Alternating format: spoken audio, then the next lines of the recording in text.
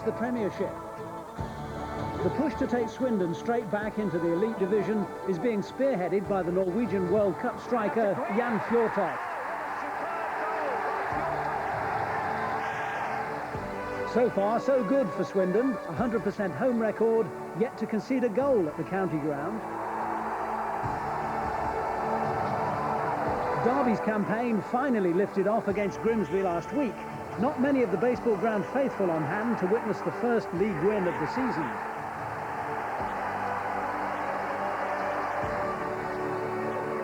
And then another confidence booster in midweek. A comprehensive Italian job with Paul Kitson scoring 4.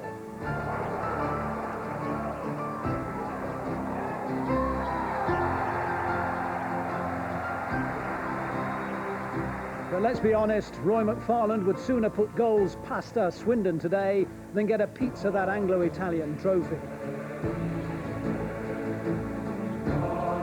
When teams are in trouble near the bottom of the table, there's always going to be speculation about the manager's future, particularly when the expectations of a big club are high.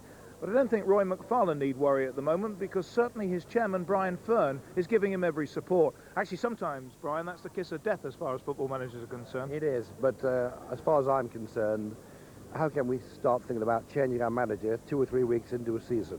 He's had an awful lot of players injured. Even today, we won't have the whole team back. And I think we almost got promoted last year, failed at the last moment.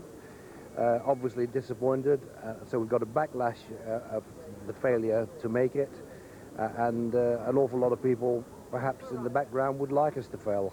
You can't blame the media in one sense, though, when Lionel Pickering, the owner of the club, said last October when Roy was appointed that he had to get promotion if he was going to stay in a job. Yes, but Lionel did say that, but he didn't really mean it the way it came out. Lionel supports Roy as well. There is a story that we're sure is right from our source, that Roy offered his resignation to you a couple of weeks ago and you turned it down. At the Millwall match at the end of the game, Roy was obviously feeling pretty low, everyone on his back, and he said that if you want me to go, I mean, that was a private situation between myself, Roy and Michael Dumford. I'm amazed that that story has got out. I haven't even reported to the board yet. We're meeting tomorrow.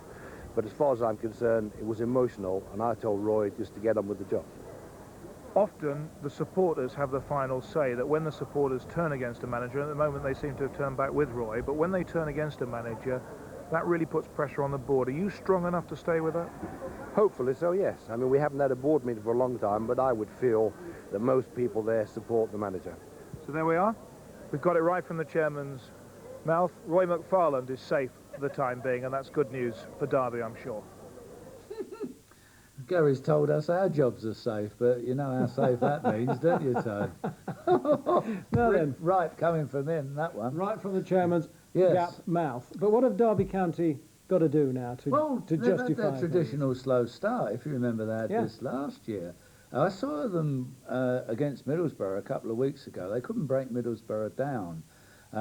They needed Gabbiadini, and he's back today, and Williams is back, and I think they've strengthened their side. Their position is not accurate. I think they are better than that, and once they get going, as I've said earlier on, I think they'll finish higher than Swindon. I think they'll be there or thereabouts. They may, as they did last season, be cursing this poor start. OK, well, we'll see. Well, so much for Derby County. Let's see what John Gorman, the Swindon manager, has to say about things. He's talking to Gary Newbold as well. Made a really good start to the season, John. Why have you done so well? I don't know, Gary. It's early days, to be honest. Just the same as last year. We felt we were playing similar type football. Obviously, we're not losing goals, and that's the most important thing. We've had 4 clean sheets, and that's very, very important. And that gives you confidence. And from that, we've been looking good going forward. We're always a team that will make chances. Hopefully today, they will make chances. We've always had hard games against Derby. It's not always been our easiest of games, and we've been on TV before, and Derby always come out on top. And I'd like to change that today, but I know it'll be a hard game. I think Derby are a very good side. I respect their manager so much, and I really think that a team that at the end of the season will be up there. Now, the big problem, of course, last season, when they conceded 100 goals in the Premiership, and before that, even though they got promoted, their defence was creased. Now, this time, they haven't conceded a goal at home. No, they haven't. They've done very well. And Fjortoft's played very well for them, hasn't he? He's got off to a great start. Looking forward to seeing Joey Beecham playing, see how he's fitting in there.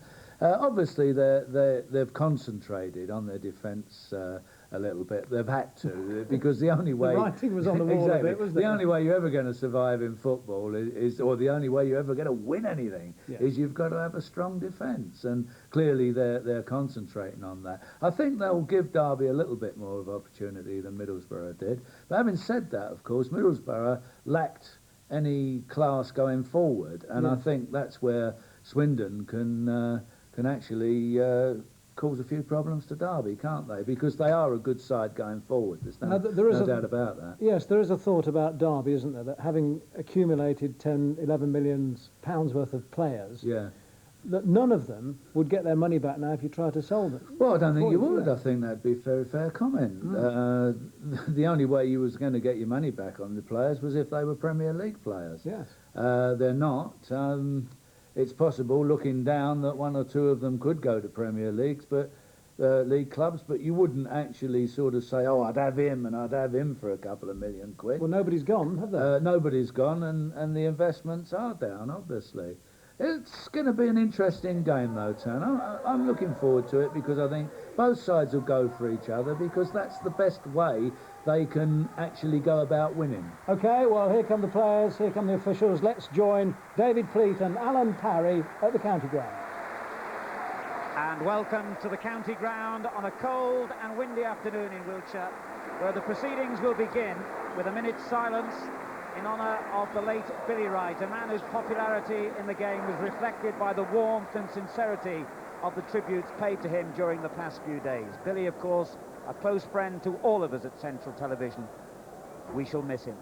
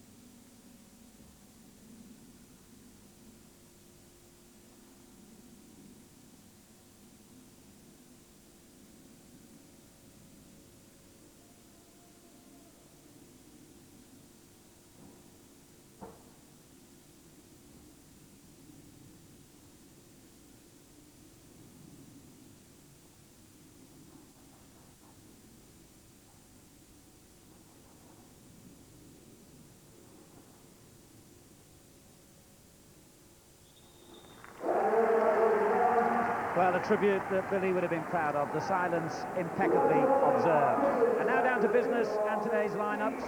Swindon make one change from recent matches. The former West Ham player Kevin Horlock comes into midfield in place of young Wayne O'Sullivan, injured in the midweek Anglo-Italian Cup tie in Venice.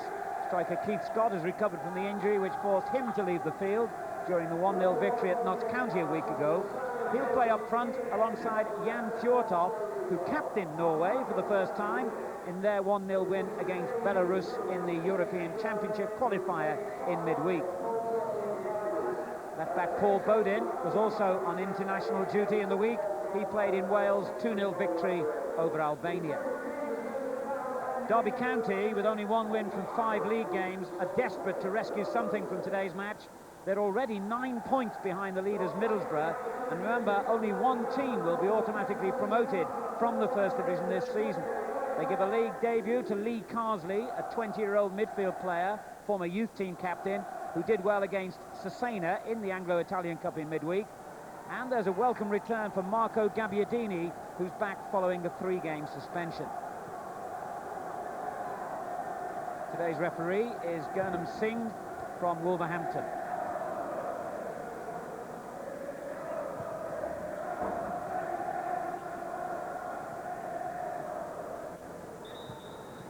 Quick look at the substitutes we've got on the Swindon bench. Andy Much, Wayne O'Sullivan and Nicky Hammond. Paul Simpson, Darren Wassell and Steve Sutton for Derby County.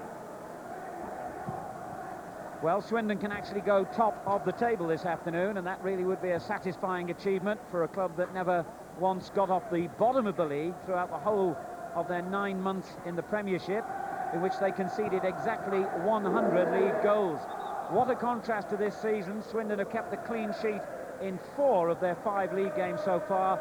So, David Fleet, it's pretty obvious where their improvements come from. Yeah, absolutely. I think we're in for quite a fascinating game. It's so imperative for teams when they're relegated to restore morale quickly.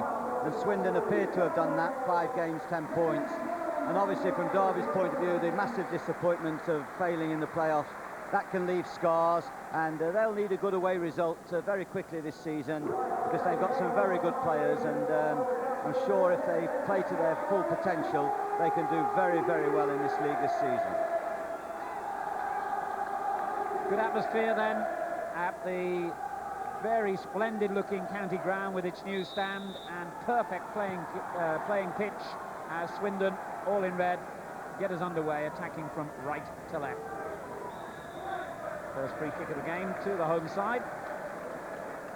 The foul by Steve Hodge, who scored 2 against Cesena on Wednesday. He's on loan from Leeds United. There's Paul Bodin. One back by Charles now for Leeds United, for Derby County. This is Kitson. Forward to Gabbiadini, gets his first touch on his return to the side. Cleared by Andy Thompson. Now Luke Nyholt for Swindon. This is Keith Scott. Just showed the ball too short, however he's got a free kick out of Craig Short's challenge. And it's a dangerous position, this. And Scott himself will be one of the dangers, and the 2 central defenders, Sean Taylor and Andy Thompson, also taking up positions towards the far post, and there's another problem for Derby. Fjortoft. Bodin whips it in, headed away by Williams. Bodin again. Cleared only as far as Joey Beecham. Scott's little header, and it looped towards Martin Taylor. And now Forsyth for Derby. Kitson up front, beaten to it by Andy Thompson. Gabbiadini gives it straight to Nyholt. And the Dutchman keeps possession for Swindon. Mark Robinson on their right. This is Forsyth. Horlock wins it back.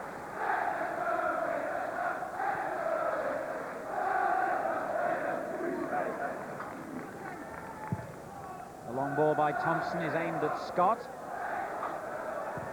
was well won by Williams.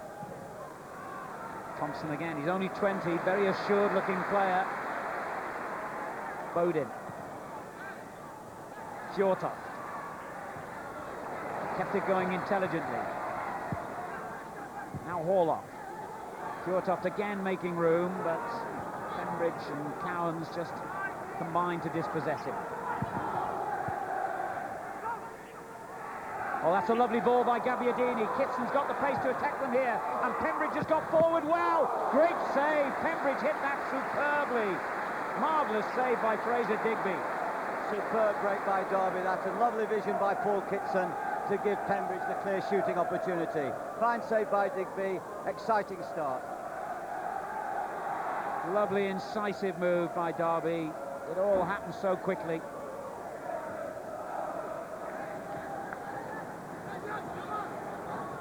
This is Bodin. Big Sean Taylor recovered from a head injury he got at Notts County. Got about 4 stitches in a head wound. Robinson on the right for Swindon. Brilliant goalkeeping here, David.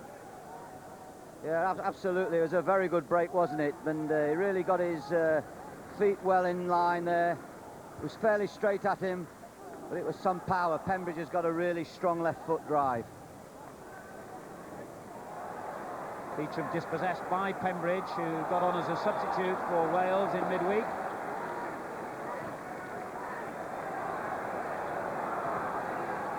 slid forward quickly to Hodge, but played in behind him. And Pembridge again wins it back. Now Kitson, Gabbiadini, chance of a shot again. Good challenge by Thompson. Derby looking very sharp in the opposition half early on here. Yeah, it'll be a good test for the two Swindon centre-backs, the young player Andy Thompson, who's just come in, and Sean Taylor, who's a very good competitor. And there's no better movement between two front pairs in this league than the movement between Kitson and Gabbiadini. Tommy Johnson still out injured, of course. A further option for Derby up front. They've got a number of injuries at the moment. The linesman's flagged for offside here. John Harkes still out as well with a calf injury, and neither Johnson or Harkes has completed a game yet for Derby this season.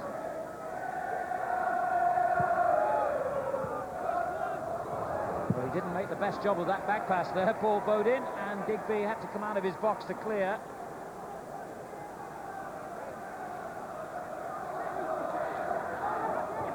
Kitson. One back by Taylor. Now Martin Ling. Fjortoft. Beecham to his right. Scott ahead of him. And he finds him with a good ball. And Scott's done well to turn Williams. The shot was well over the bar. He's going to have a handful today, Keith Scott, against Paul Williams, returning to the Derby side after a hamstring injury in the opening game, has kept him out since. Very clever ball by Fjortoft there, and Scott got behind there, Paul Williams, and Paul Williams was a little bit unhappy that he didn't get a call from his other central defender, Craig Short. He stole in well, did Keith Scott, and a little bit more composure after he'd done the hard work might have led to a better result. Kitson takes it on the chest, but only gives it straight to Beecham.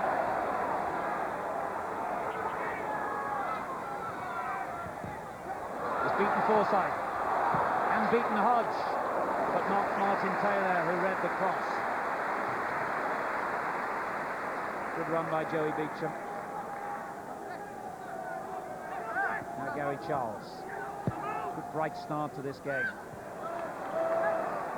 Pembridge again. Kitson. Given away. Bodin looking for Fjortoft. Cowans makes the interception, but the Norwegian was stronger than the former Villa man. Bodin, the Swindon captain. Got lucky with that one. Deflected straight to Horlock. Now Scott. Ling. Coming forward is Mark Robinson. And Beecham again, hugging that right touchline. Fjortoft turned his man, but backed into him, according to the referee. Free kick. Lovely triangular bit of play there with Mark Robinson supporting Joey Beecham and using Robinson as a decoy to lay that one into Fjortoft, who was leaning on Williams. But I was coming in the car today and I was thinking, what aspect would I look forward to? And it's to see Beecham in a red shirt, used to his trickery and pace at Oxford, and then being denied the opportunity to see him in the Premier at West Ham. It might seem strange to the lad, but we'll see what he can do in for Swindon. Pembridge whips in an early cross. Gabbiadini touching it on Kitson. And again, that quickness of thought and movement by the Derby front men. Very shot, struck early there, which is a Kitson hallmark. A good early ball in by Pembridge. Little touch in by Gabbiadini. And there's Kitson going for the first-time effort. Scored 4 goals in that Anglo-Italian game against Cesena. The first 3 of them in a quarter of an hour.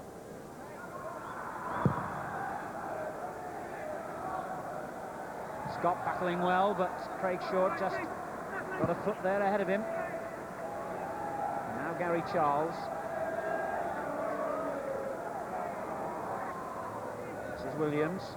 Replaced Darren Wassell at the heart of Derby's defence. Such a versatile player. Of course, he can play in midfield and at fullback as well.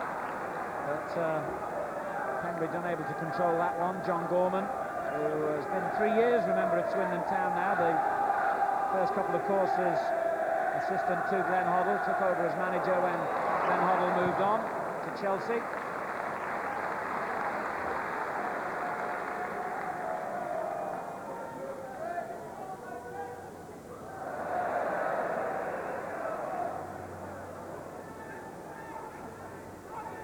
Robinson with the throw-in for Swindon, who have been beaten only once in 5 league games, 3-2 at Tranmere. They've beaten Port Vale and Watford at home, and won 1-0 at Notts County. And Scott chests the ball beautifully for Fjortoft. Good save from Taylor. Well, both goalkeepers have had to produce fingertip saves in the opening few minutes here, and the two Swindon frontmen combined then as impressively as the Derby combination had earlier, David. Yeah, perfect strike play, hitting the early strike ball, and the second striker peeling off and hitting the early shot. Really good play. There's a lot of depth to the game, and players have got room to play, and they're making the most of it. It's a really brisk start. Martin Taylor, Derby's Player of the Year last season, and earned himself a new 4-year contract.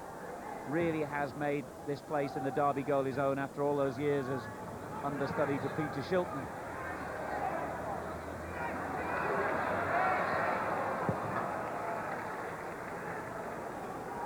Here's Gary Charles. Then Carsley on the right. Gabbiadini. Good ball for Kitson. 4 Swindon men surrounded him then. And in any case, he gave the ball away to Luke Nyholt. Good early ball forward. Beecham's got the pace and the quick feet and the trickery to torment fullbacks in this situation. But Forsyth's an old head, and his positioning was excellent. I think there's going to be some legwork in midfield required. The game's stretched already, and there's not even a quarter of an hour gone.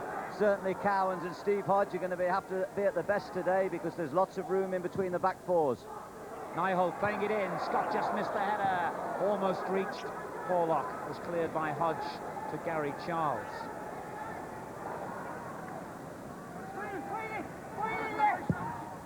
Gabbiadini making the run. He saw him, but Taylor just nicked it away. Here's Cowans, captain of Derby. Forsyth to Pembridge. No free kick given. And a good strong tackle by Mark Robinson. And now Martin Ling. There's plenty of good football already here. It's a really entertaining start to the match. Here's Scott. Wins the throw in off Williams.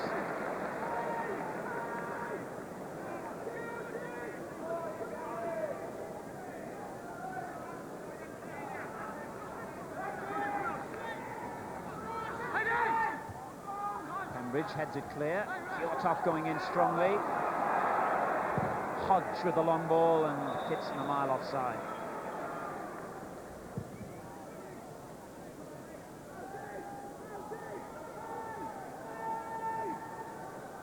Robinson looks for Fjortoft. Williams got it clear, and then given away to Nyholt, who looks for Scott. A little bit of pushing going on there, and the decision's gone against Scott. Foul on Craig Short. Looks 50-50 from here.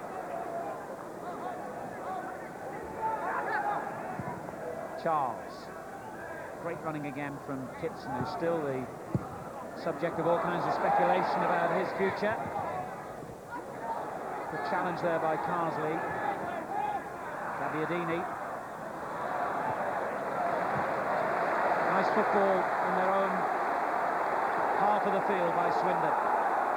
And Beecham again the outlet on the right.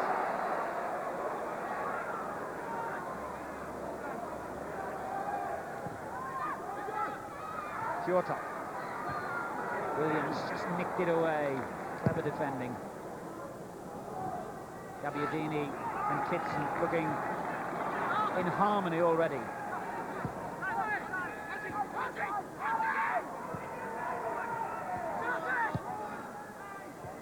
Carsley on to Gabbiadini. Kitson. His handball. Fascinating to compare the mobility of Gabbiadini and Kitson with the strength and the shielding power of the two Swindon centre forwards. Good position this for Derby. Kitson and Gabbiadini together, and then beyond them, Craig Shaw, who's so dangerous here, and Forsyth as well. Good player in the air. Good delivery here, and Swindon have got some problems. Looks like Pembridge will take the kick. He might even think about a shot on target, and he did. But it wasn't quite on target. Yeah, Pembridge used to stand there at Derby when he first went with Simpson and used to argue over who was going to take the kick, and of course they had Martin Cool as well coming in with his right foot blockbusters. But Pembridge is a very accurate free kick taker, and he's quite a selfish lad in terms of goal scoring. He wants to score goals, and that always looked likely to be a shot.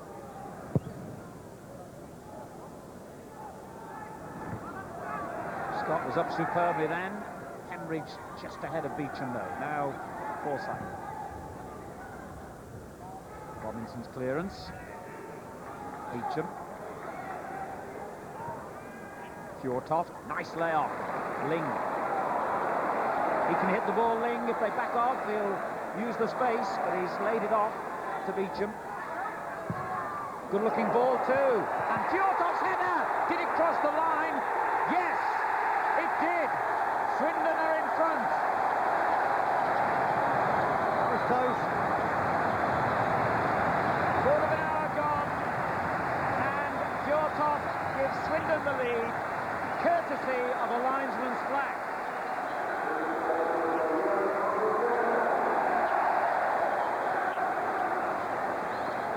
Well, difficult to tell from that angle, David. Yeah, I wouldn't like to make that It's decision. hard to be wiser, but it was Beecham providing a bit of magic, turning Forsyth. There was the header.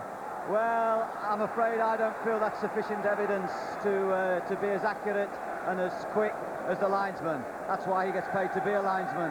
I thought Taylor made a marvellous save there, and I think that's very debatable. But that's the edge the game may need to start. Derby won't be happy with it. But so far, I can't see a more exciting game this season, because both teams are playing, and there's so much room in midfield to get the ball to the front players. Well, I think Derby, when they look back at the video of that incident, will feel aggrieved that linesman Darren Spicer signalled a goal there. Remember, the whole of the ball has to be over the line in order to award a goal. He decided it was. I'm not sure.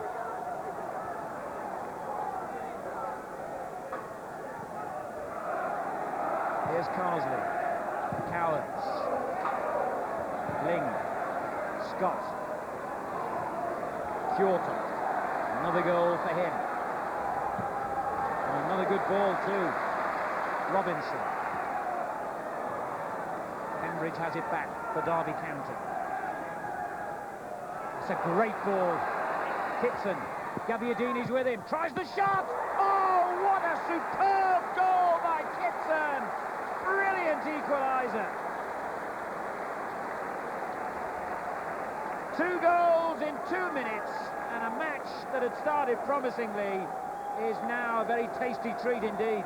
Well, you need to see the start of that run from Kitson. It was a magnificent run where he told Pembridge when to put the ball. He jinked in before he jinked out, and he got the other side of Thompson, and as he came across with that little right foot touch, the strike was unerring. Magnificent effort, but the run in the first place, he's looked so mobile and sharp in these first few minutes as Paul Kitson. Kitson's first league goal of the season. He scored 13 last season. None that I can remember quite as dramatic as that. Now Gabbiadini. And we have a game on here, all right. Cowards. Pembridge in a good position, and he spotted in Robinson's clearance.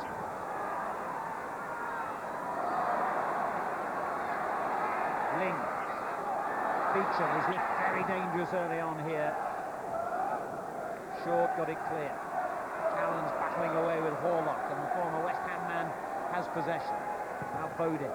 Good ball forward. But Craig Short did well again for Derby.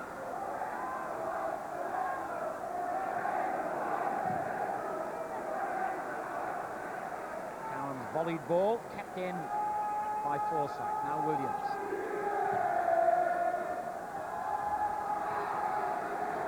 Here's Hodge. It's a great ball again by Hodge. Chance for Gabbiadini. Brilliant save again from Digby. So Gabbiadini will feel he ought to have scored. He could have taken it on, but he was isolated when he received the ball, and he may not have been 100% sure of the time that he had. He did the right thing. He tried to lift it and loop it over Digby's head. It was a good save. Once again, a clever ball by Steve Hodge. Bembridge's corner. It's really driven too hard as it happens, but Cowans will retrieve possession. The standard of football really excellent here. Hodge. Cowans. Ooh, that was a bit short, and Ling accepts the gift. Fjortoft. He had to check, he had no one in support. Now Beecham. Forward to Scott. Free kick.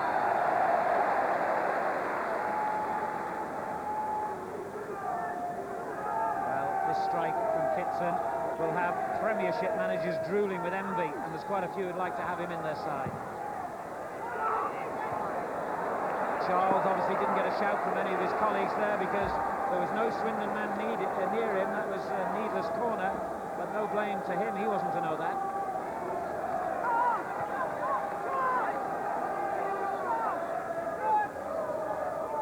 And Swindon are very dangerous, as Williams will know from these set pieces.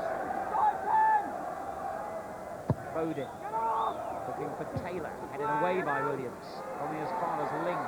Lovely little ball, Foden. Well, he was in two minds then whether to strike it hard or just clip it across. Did the latter, and Carsley deflected for another corner. Watch the Swindon corners closely, very clever. Ling makes a little run in and they leave the edge of the box free. He's done it again and left it free for Beecham's shot. Kitson. Good ball. Williams, not so good. But it's Derby's throw-in. Well, Derby certainly haven't started here like a side who must be low on confidence with only one win from their 5 league games. That was their last home match against Grimsby, which they won 2-1. They lost both away games at Barnsley and Millwall, and also at home against Middlesbrough, and drew at home against David Fleet's Luton. And they're under pressure from Ling here. That's a goal kick. Ling can't quite believe the decision. Gordon Cowans applauds it. John Gorman, but I don't think he was applauding it, whatever he was doing. He certainly wasn't as close as Mr. Singh. He was right on top of it, and although it looked quite obvious to everyone that it should have been a corner, quite obviously it did come off the foot, and Mr. Singh made a clear decision and a clear action to tell everyone why it's a goal kick.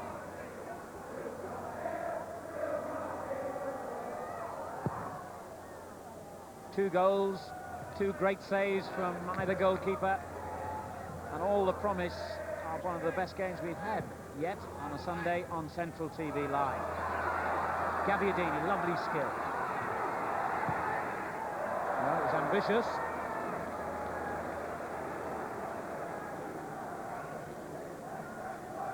We can have another look at the Swindon goal here, and when you stop the frame here, David, well, it looks as though it did cross the line there. Well, we need that old telestrator, don't we? We need the arrow to go down from under the middle of the ball, and I'm afraid to say I'm still not convinced, but we have... The linesman was in the spot, and he was in line with it, and he was fairly adamant, wasn't he? He was fairly quick.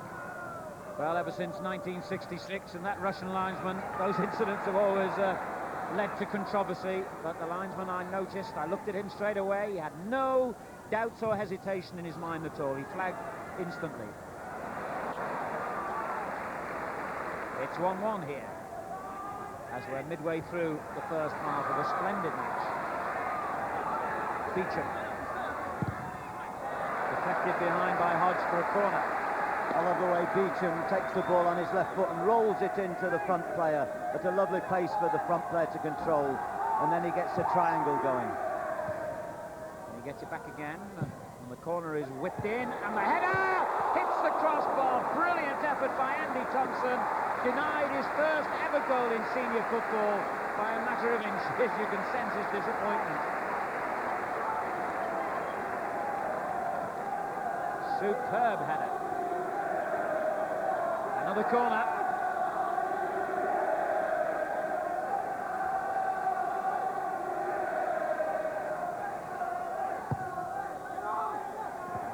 And it's Taylor who won it this time.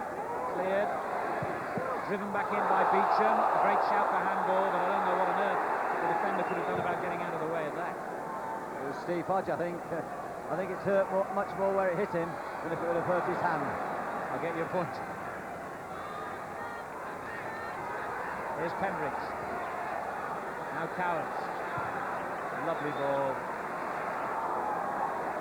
Charles.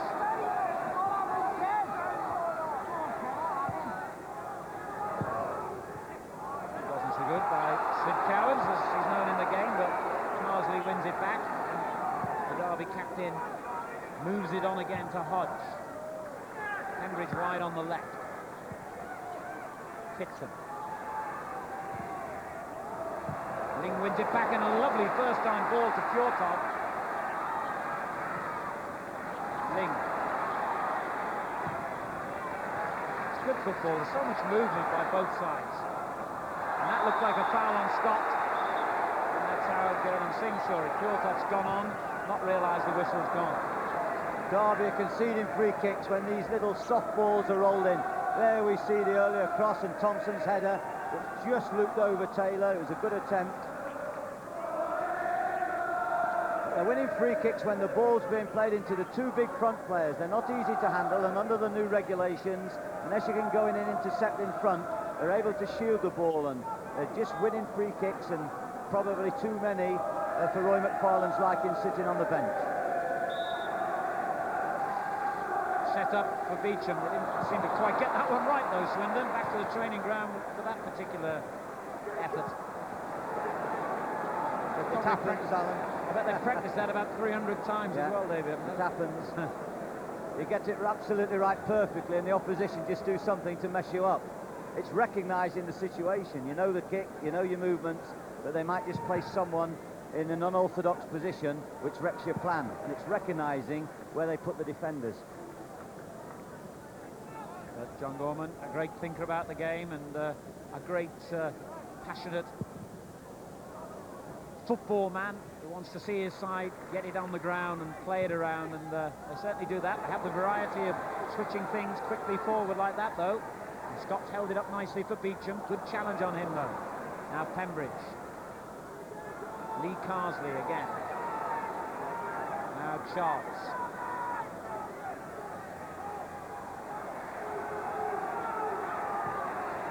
Gabiadini didn't quite get it back to the fullback. However, Charles has almost got in, and Taylor whips it away. Bodin played a rather dangerous ball back to his goalkeeper, but Digby dealt with it well. Now Pembridge, that's a foul. Clumsy sort of challenge really by Luke Nyholt on Pembridge.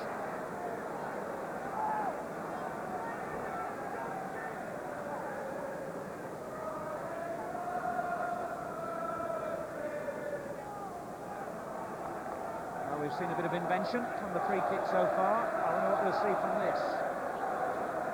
There is quite a strong wind, I think, now in Derby's favour. It's a bit of a crosswind, but it favours Derby more than Swindon.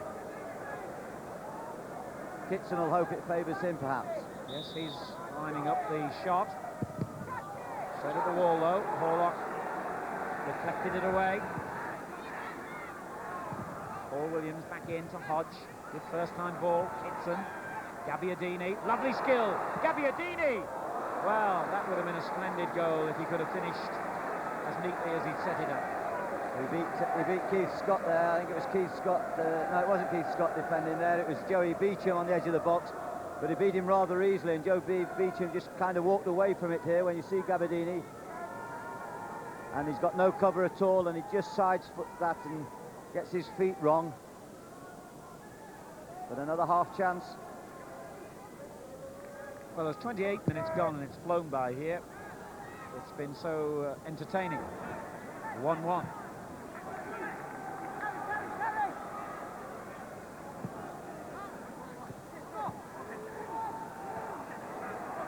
Charles could be in a bit of trouble here. Horlock closing him down. Craig Short just made room.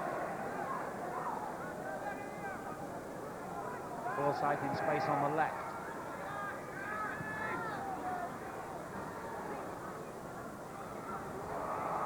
A rare run forward by Craig Short.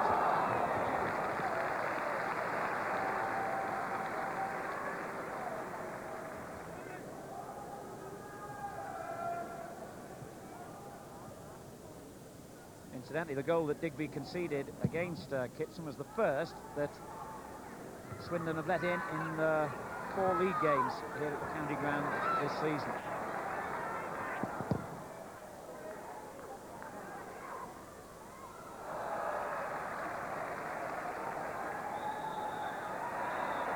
Well, Derby wanted to take a quick throw, but they also wanted to gain a few yards, and referee Singh wouldn't let them get away with that. A couple of years ago, that was the thing that the referees were very hot on. If you take the throw from the wrong place, they immediately gave the throw back to the opposition. There's Gurnham Singh taking advantage of that regulation, but it's one that we don't see often now. And Fjortoft battling away and finally being knocked to the ground and winning a free kick. The way both Fjortoft and Scott have been backing into the defenders has caused the referee a problem trying to decide whether it's a foul by the attacking player or the defender. Most decisions have gone Swindon's way so far. Always a fine line for referees to decide in that situation.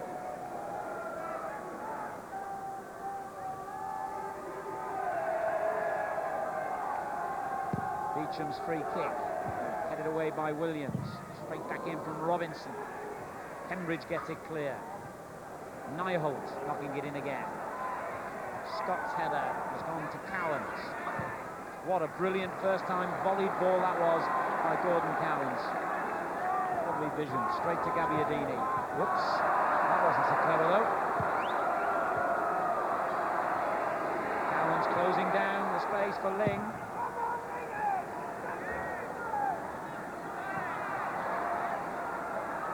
Forsyth, Pembridge, Hodge, back it goes to Williams. Charles.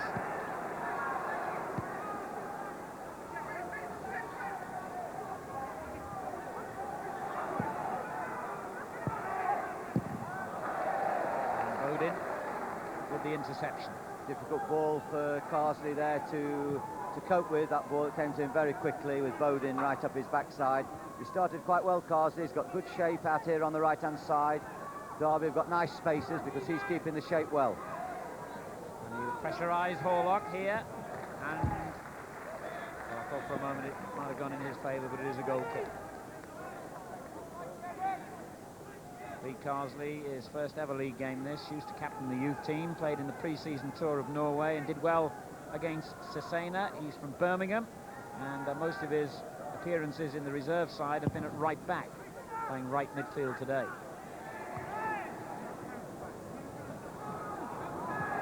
Ball breaks for Pembridge, who spotted Digby. He thought a yard or two off his line, but couldn't exploit it.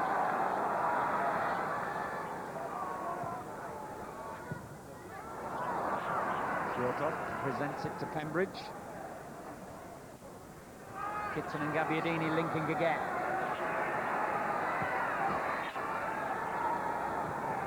Carsley comes inside Bodin, but it's a difficult ball for him.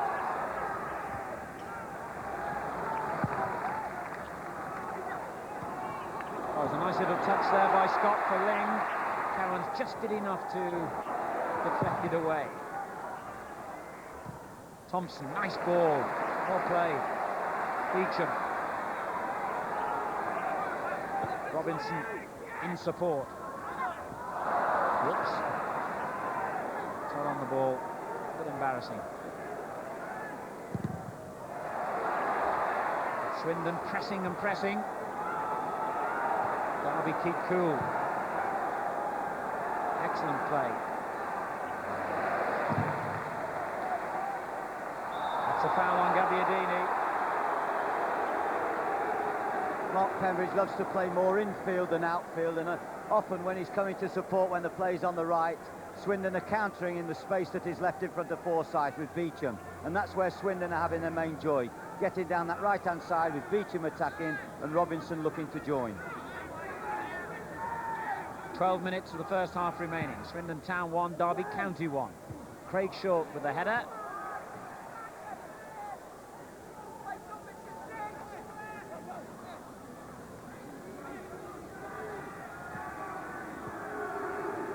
Strangely enough, in 11 previous meetings between these two clubs in League and Cup, Swindon have managed only 2 wins so far. Here's Beecham, an ever-present threat down the right. Fjortoft trying to turn Williams again. That's a goal kick. Certainly looks a handful at this level, doesn't he, Alan? Fjortoft, he started not too well last season, then he picked the game up in this country, and he really looks as though he's going to be a difficult opponent for a lot of English League centre-backs this season. Yes, he actually went the first 20 league games at Swindon without scoring, and then went crazy in the last couple of months of the season. Ended up with 13, and he's now got 5 in 6 or 5.5, if you like, league games already.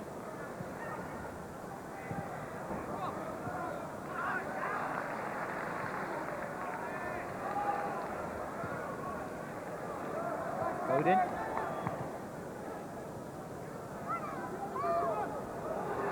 Taylor getting time on the ball, but didn't use it terribly well, which he acknowledges.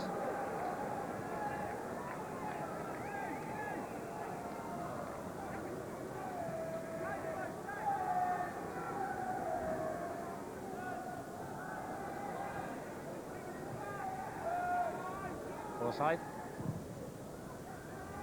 Good run again from Kitson. Young Thompson across with him. And he did well enough, he just held him up. Now Pembridge. Digby came to claim that very confidently. Nearing his 300th league game for Swindon now, Fraser Digby.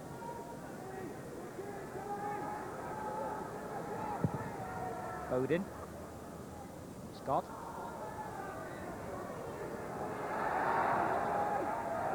Nyholt did the right thing, let it run on to Robinson. Beecham. Scott joins in again. Robinson. Now Nyholt. Forward to Fjortoft. Fjortoft's done well. Scott burst onto the loose ball, and there was a very loud appeal for a penalty around the county ground, but the referee was well placed to judge that there was no foul. Now Bodin. Scott. Williams wins it. And the Swindon spectators still furious that they didn't get a penalty here, David. Well, there you see once again him leaning on, Short trying to hold him off there. Certainly in my book there was no penalty at all. In fact, Mr. Singh's got to look very closely at Fjortoft backing in to Short on occasions. They're a handful. Scott and Fjortoft are a handful.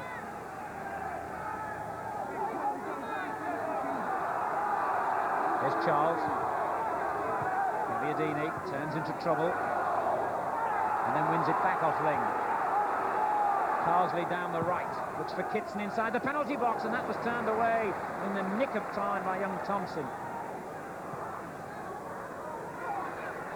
Forsyth. Cowans. Pembridge driving his cross in. There was a suspicion that Gagliardini might have used his hand rather than his head to reach that one. Well, I think he did. I think there was a marvellous driven ball by Pembridge, and I think Gagliardini definitely led with his hand there. And but I feel that some of the Swindon supporters who want that man going in the book, they're a little bit unfair.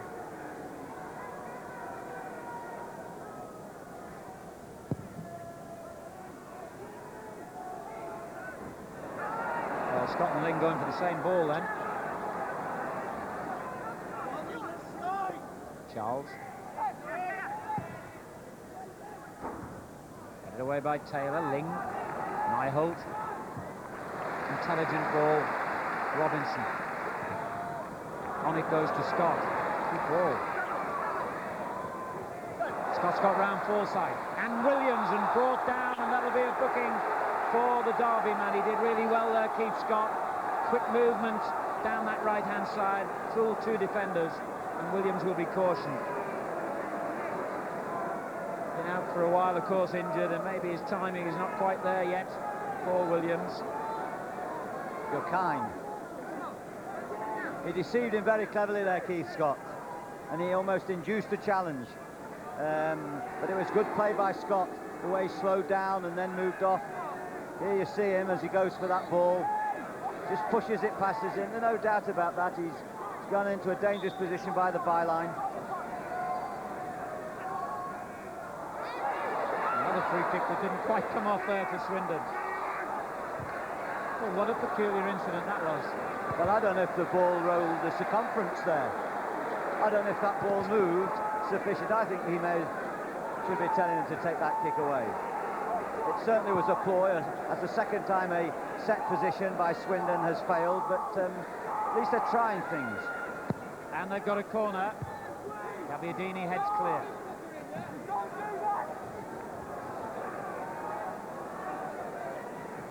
A little over 5 minutes remaining to half-time, and I think Rich promised that we won't have seen the end of the scoring by any means here. It's 1-1. Stopped. Just tried to flick it on. It was headed clear to Beecham. Lovely skill by Joey Beecham. Handball by Gabbiadini. And that's his second handball as it happens in a couple of minutes. I don't think the referee saw the first one. Otherwise he would have been in trouble, I fear.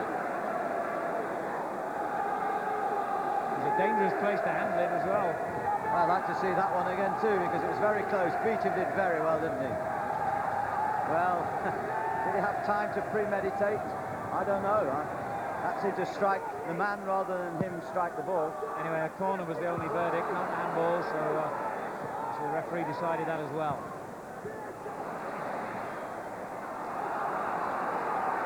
Taylor in trouble against Forsyth.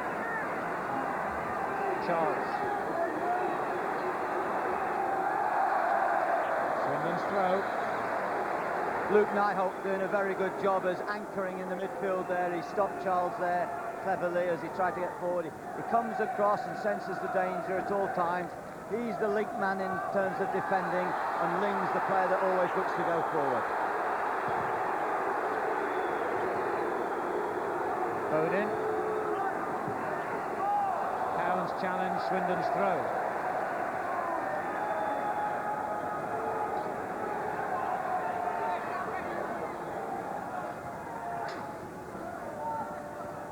Scott to Fjortoft. Williams intercepts. Scott again. And another good challenge by Williams.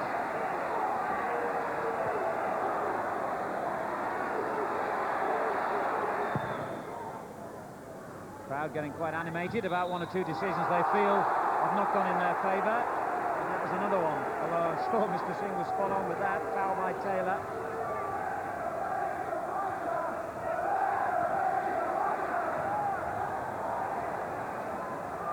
Cowans.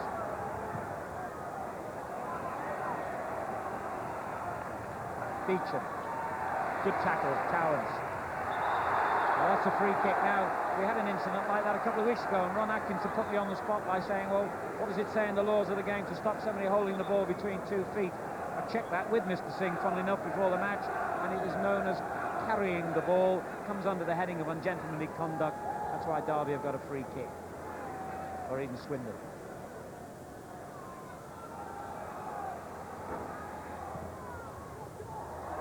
Taylor playing it forward, and there was a foul by Fjortoft.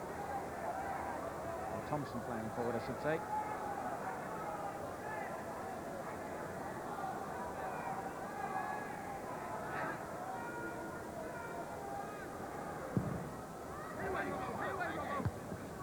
Good clearance, Robinson, Beecham hooking it over the defender. Absolutely splendid skill. And pace to take him forward. And they're claiming a free kick again there, Swindon.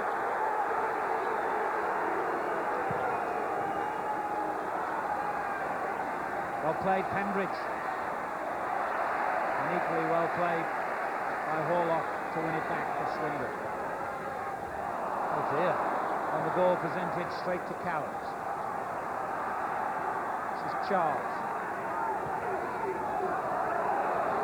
Kitson. In.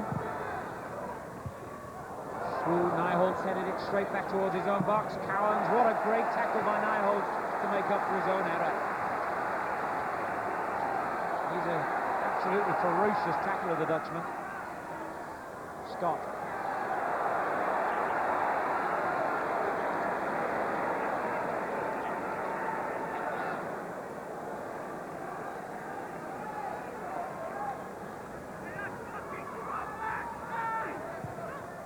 Gone forward to Fjortoft, but he was offside. Well, it's been a very bright half, and the tempo of the game's been maintained from the start. I'm really enjoying the inventive running up front of the Derby pair and the measured play of Swindon's right side and the strong play of Scott and Fjortoft up front. It's really been a game of attack and counter-attack. There's been no thoughts of either side holding their ground and keeping it tight and really looking to defend. It's been really open. Absolutely.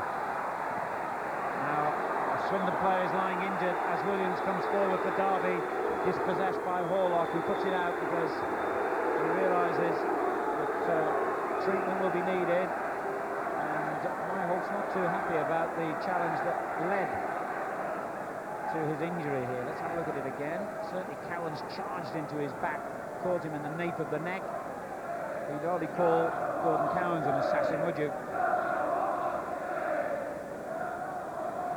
He's tough character, Nyholt.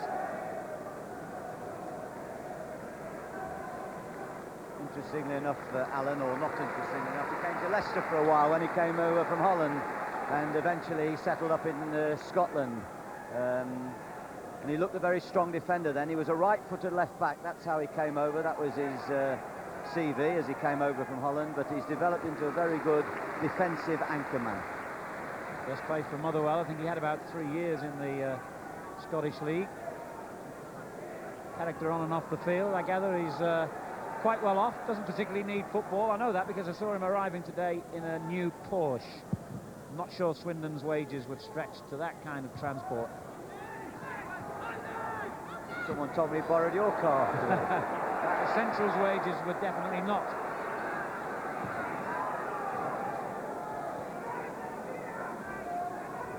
We've reached stoppage time now. In fact, we've had about a minute played over the 45 as Kitson is beaten to it, and the referee now decides that's it. The end of a splendid first half. Boos, I think, aimed at the referee for one or two decisions they felt went against Swindon, but no one will be displeased with the standard of play. 1-1 at half-time. John Gorman is down on the touchline with Gary.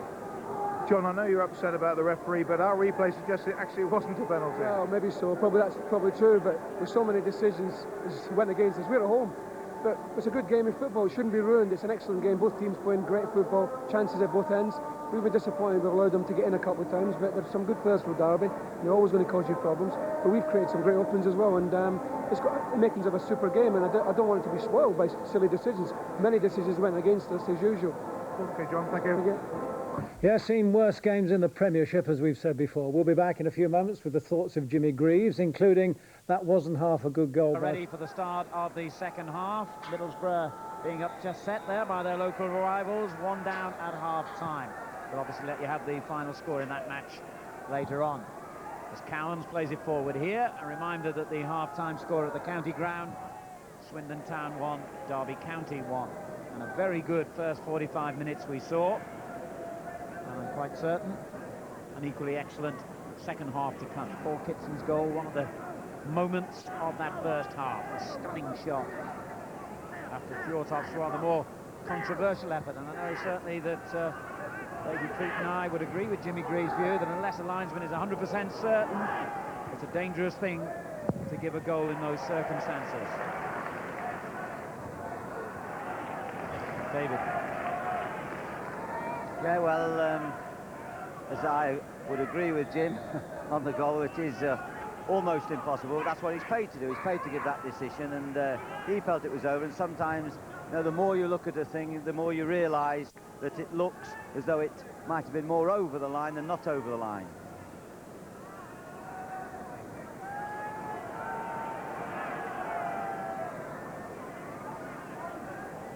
Bodin with the Swindon throw, looking for Scott down the line, who won the header well, but Fjortoft didn't really anticipate it as Taylor whacks it clear.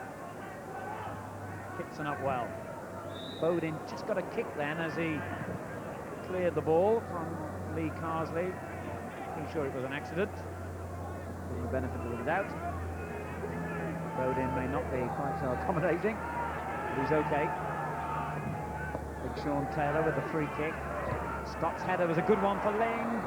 Just nicked off him by Hodge. There's Carsley. Easy for Taylor. Bodin. Whenever Derby knock it long up to the two front players, excellent though their movement's been, it's very difficult for Hodge and Cowan certainly to get up there to support when the ball's being played from full-back. Good ball by Cowans to Forsyth. Now Pembridge. It's a dangerous cross, and Kitson miskicked.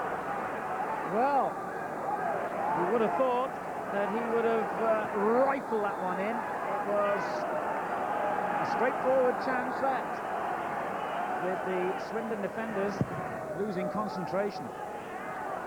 That was a chance, all right, David. Well, I would need to see that again. I can't agree with you that it was a straightforward chance. I think it was a gorgeous fast ball played in by Pembridge. He certainly was alone.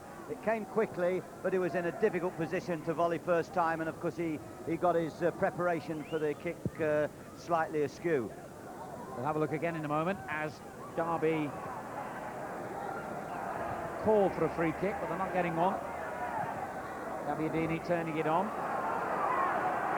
Nyholt.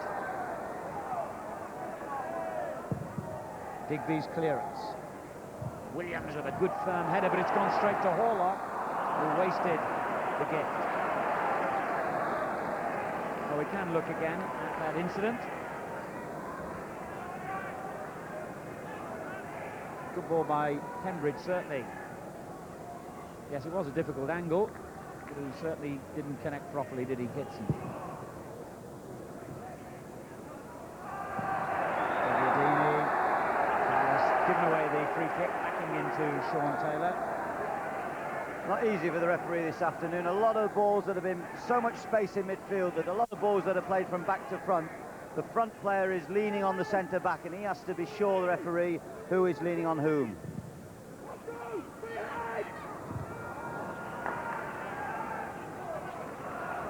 Robinson. Fjortoft. Nyholt.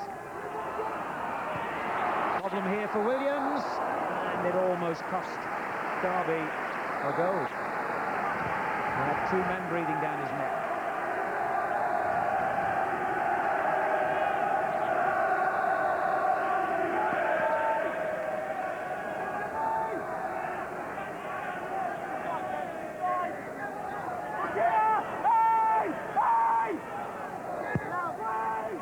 Robinson. Now Ling. Well, it escaped everyone's notice, apart from Fjortoft. That was a good one-handed reaction save by Martin Taylor. Well, apart from his marvellous effort to prevent the score that was marked up, he's made two tremendous blocks, hasn't he? Ling. Bodin. Challenged by Hodge.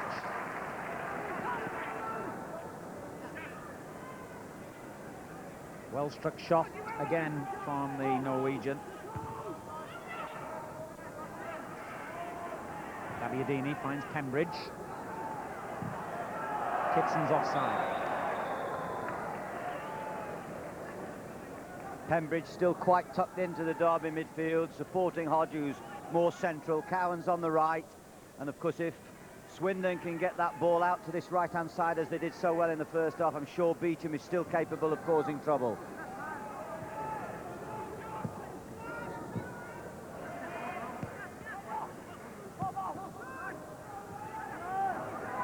Ling under pressure from Cowans. Thompson. Nyholt. And again, good pressure from Derby County. They've won the ball back well. Hodge.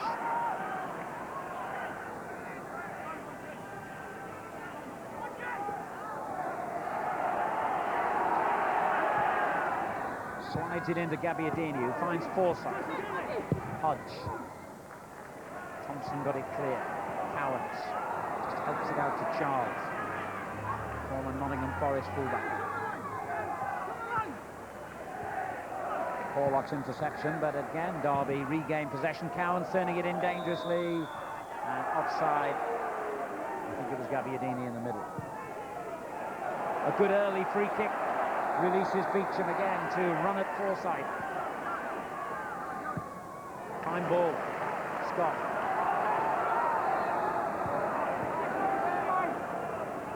did well. Robinson didn't. The more they can force Pembridge back, the more they make it more difficult for Derby to support their front two players. The more they make Pembridge defend by their clever play down this right-hand side. He has to protect Forsyth. This is the area where Swindon can progress. And Pembridge really looks now as though he's worked really hard this game. He was the one, of course, who made that marvellous pass early on to Kitson, who took that brilliant goal.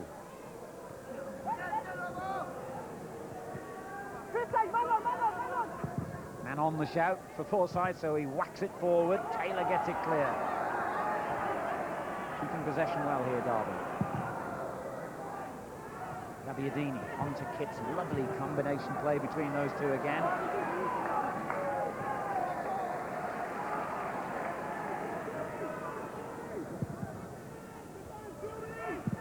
Digby launches it long for Fjortoft. He's done well. A good ball forward to Ling, was it? No, not quite. Forsyth getting in ahead of him.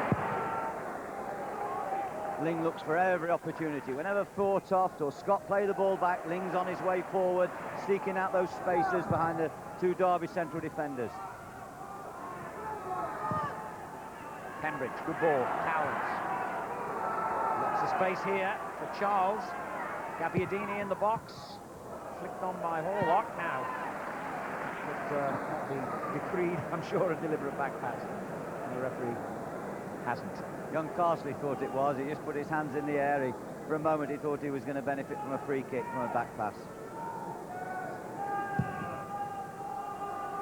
An enormous kick by Digby. Fjortoft throwing it all the way, but from goalkeeper to goalkeeper it goes.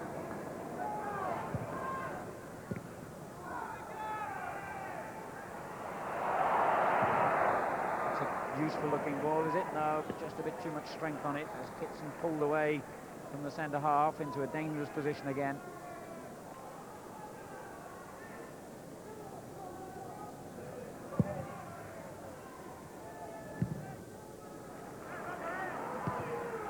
Beecham as well. Scott returns the ball, but not quite accurately enough, and in any case he's fouled Pembridge.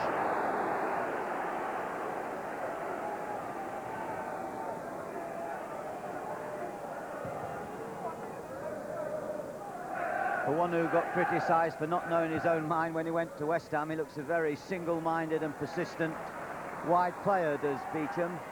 When he plays the 1-2, he makes sure he goes with great determination for the return. A long ball down the channel for Scott, who flicked it on, but Fjortoft arriving a bit late.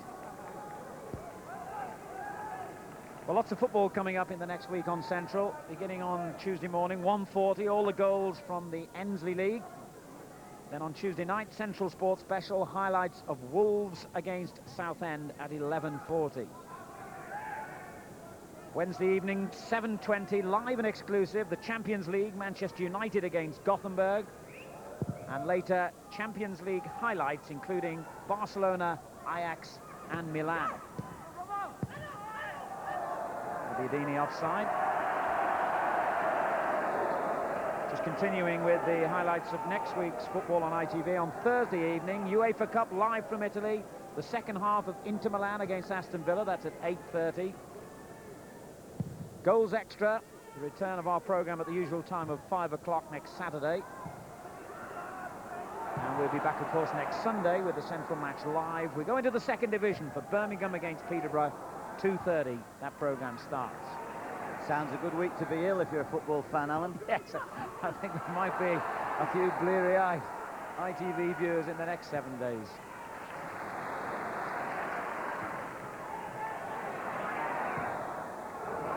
Good ball, Niholt to Beecham. Robinson, oh dear, that was disappointing because they had players set for the cross then. Risky football this by Derby.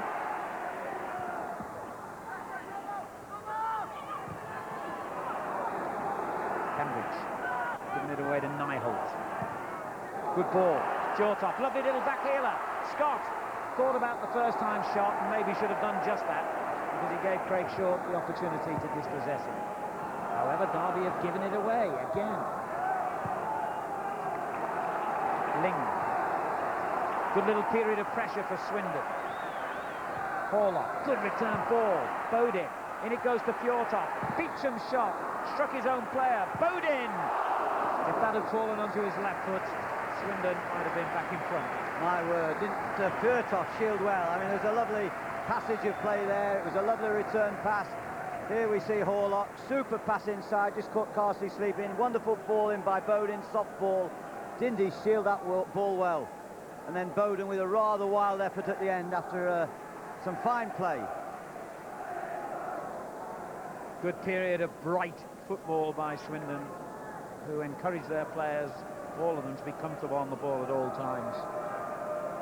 So you've got the statistics there of 14 goal attempts in the match, a high percentage, and it reflects the standard of entertainment these teams have provided.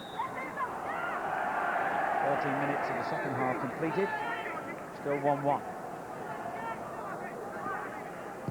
Forsyth, Gabbiadini, made it difficult for Kitson.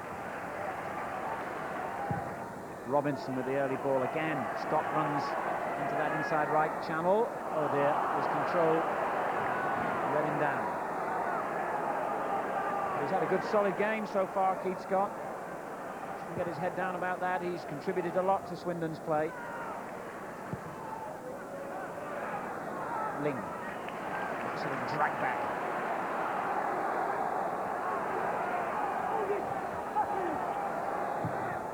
Did well to make the cross, and it was a difficult one for Martin Taylor. Looked as though he was running into a bit of a cul-de-sac, Ling, but he found room for the cross.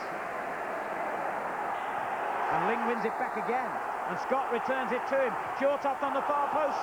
A great shout for handball, but the referee again shakes his head.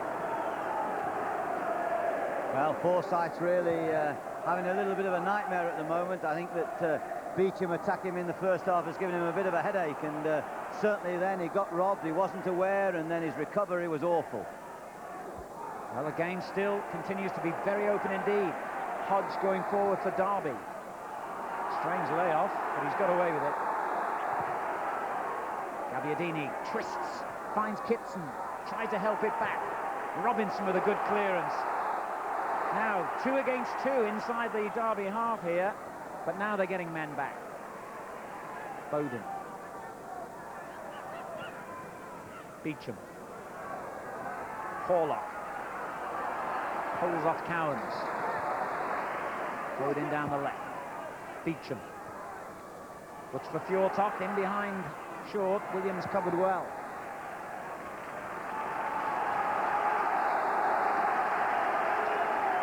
Well, it doesn't seem any hangover, does there, in the Swindon play from last year's disappointment. They're really moving the ball around well. It's not so much of a diamond shape as it was last season. They've got more of a basic 4-4-2 with 2 strong front players, and they're certainly asking the questions of Derby at the moment. Here's Scott finding Beecham. Williams intercepts. It's such a good clearance, it's got Swindon under pressure. Kitson, Gabbiadini. Pembridge getting forward. This is dangerous. Pembridge. Inches away. It was a good challenge by Sean Taylor that might just have done enough to throw Pembridge slightly off balance. There's a tremendous break. Just lost it with that touch. Just gave the centre-back and the goalkeeper an opportunity to crowd him out. That first touch just took it away a little bit too much. It was Sean Taylor who came across, the strong left-footed centre-back.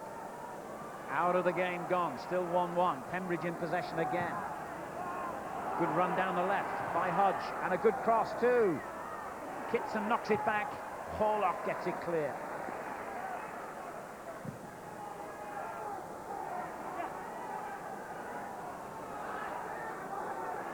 Howard.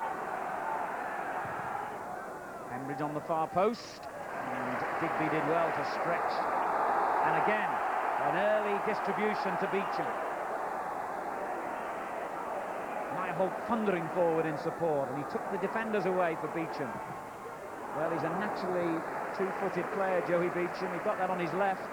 Disappointed with the shot, though. It was a good break by Nieholt to really open the space up. Steve Hodge went running with him. He went behind the left-back position, and that was the perfect opportunity then for Beecham to use his left foot and come inside. Possibly when he got to that area, he might have played off a striker and got in a little bit closer to goal for his shot.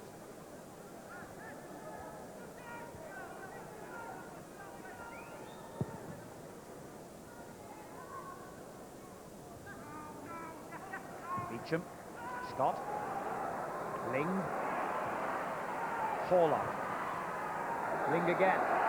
The shot deflected, it could have taken it anywhere.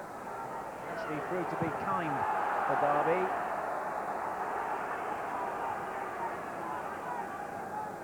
Taylor just preventing what would have been a corner.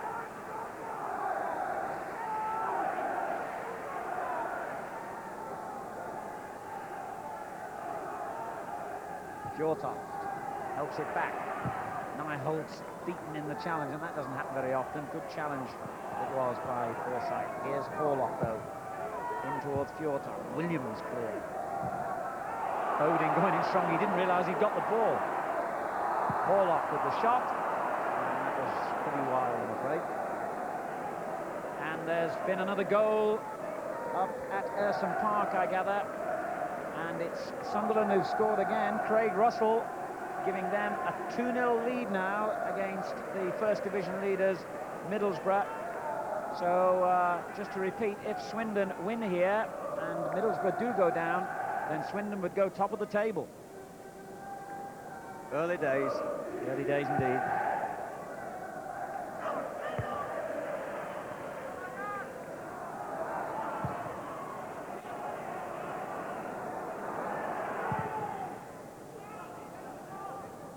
Odin.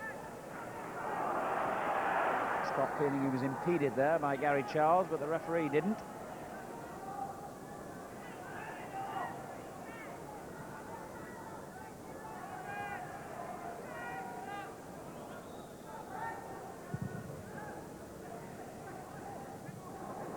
Kitson. That's a foul by Sean Taylor.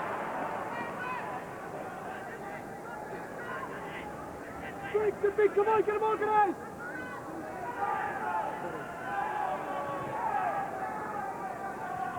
He won't set up. Free kick to Derby, and a lot of movement around the ball and also on the edge of the penalty area. Looks like Pembridge will curl it in left-footed.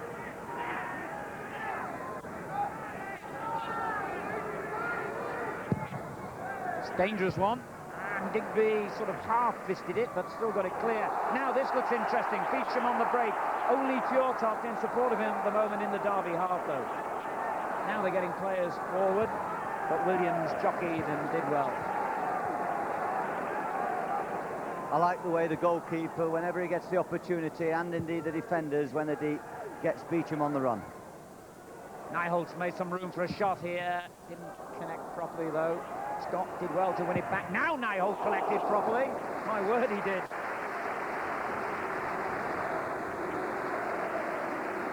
Well, let's join Gary Newbon down there on the touchline. John Gorman, here's some news for you. Middlesbrough 2-0 down, so here's an added incentive. You can win today, you go top. Well, that's good news, but we've got to win this match. Very difficult match. Good game. We've had a bit of the play, but Derby's had good breakaways and looked dangerous. But we're still going for the win, and we're going to go all out for it now. Thank you. They've got 25 minutes to achieve John Gorman's aim. And it's still 1-1, remember. And it's an equally important game, this, for Derby County. It would be nonsense to talk of pressure in the middle of September, but I'm quite sure Roy McFarlane has been feeling it, despite the kind words from his chairman earlier today in our programme. He knows more than anyone what the expectations are at the baseball ground this season. And for all the money Lionel Pickering has spent some £12 million on trying to deliver promotion.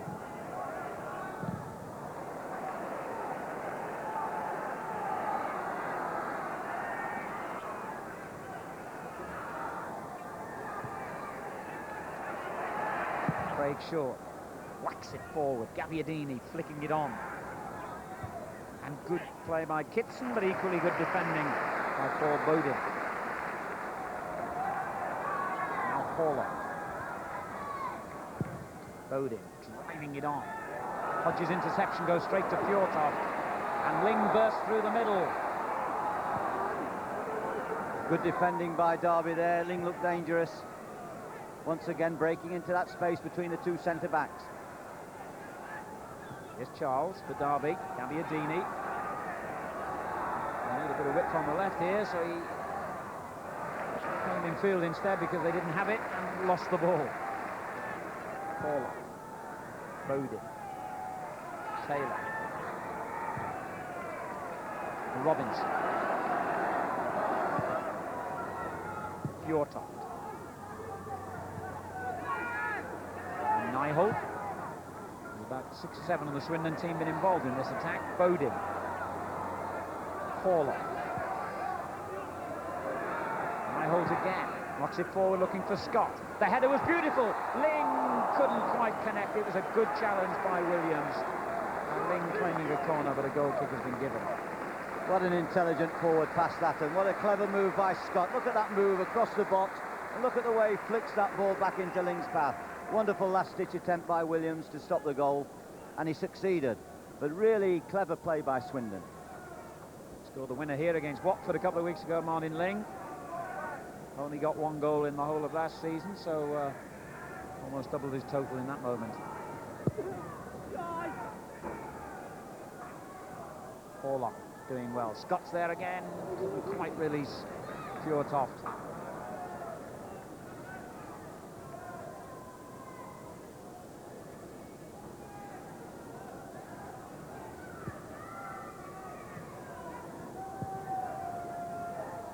Gabbiadini turned young Taylor well, and a good ball to Kitson, and ahead of him is Hodge, offside. Intercepted anyway by Nyholt, but Hodge would have been offside. Scott does well to nick it off Forsyth. He doesn't get the free kick this time. Cowans. Gabbiadini. Charles. Parsley. Now Gabbiadini. Kitson ahead of him. And the two strikers ran into each other.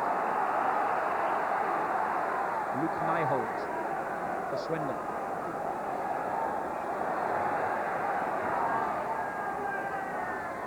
Pollock wants it on the left flank, but Bowden gets there first.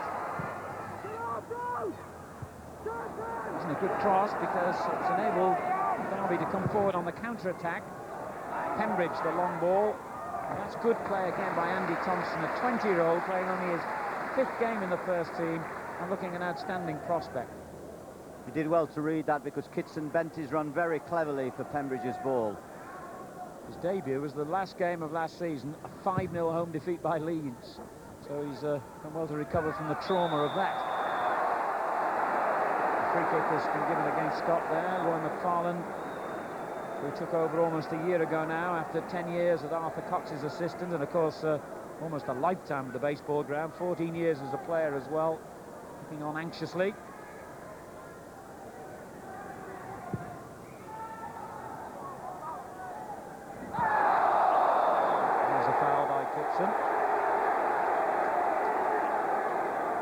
Kitson's lucky not to get booked. You know, you talk about inconsistency of referees.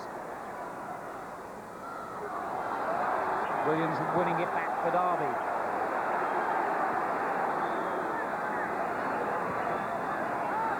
And then he ran into Nyholt, who releases Scott with a good ball. He's got Fjortoft in the middle and couldn't find him. Well, maybe a little bit of tiredness creeping in now. They desperately wanted a good ball produced there by Scott. Here's Kitson. And he's come inside the defender well. Shot deflected away by Robinson. Ling.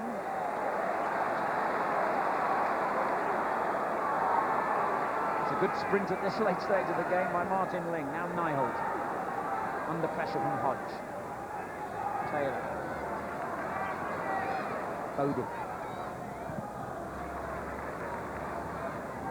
Horlock releases it long, but both the Swindon strikers were offside. Derby beginning to hold the line a little bit now and try and squeeze the play a little bit so that Hodge and Cowans have a little bit less running in midfield. They're both, of course, into their 30s. It's been hard work for them this afternoon, and I think, if anything, Ling and Nieholt are showing a little bit more energy in the later stages of the game. A little bit surprised I haven't seen Paul Simpson looking to be introduced for Derby. There's Kitson being booed for his part in that earlier kind of incident, as Gabbiadini heads it down. Forsyth almost got onto the end of it. Good clearance from Beecham, but it's a corner.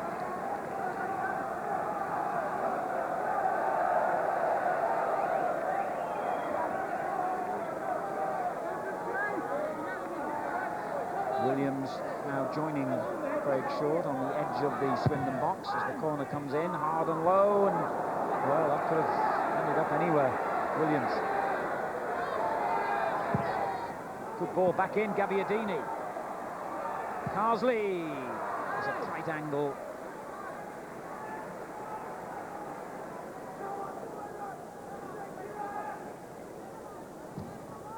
Former Wolves man Andy Much and young Wayne O'Sullivan, the two Swindon substitutes, just keep him warmed up in case John Gorman or his assistant Andy Rowland between them decide that Swindon need to make a change in the last 17 minutes here.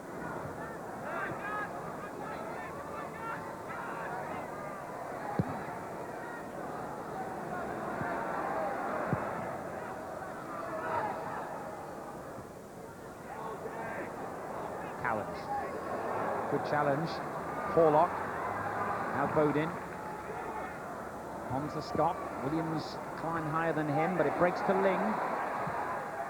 And again, Williams did splendidly. Then Scott did well to win it back and was brought down and has earned Derby County the free kick.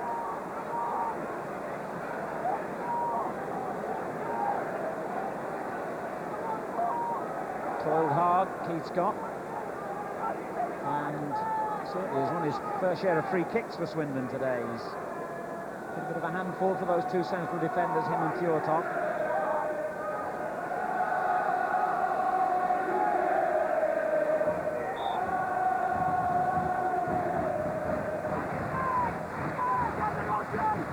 Looks like it's Fjortoft who fancies his chances from the free kick. He was a bit optimistic though.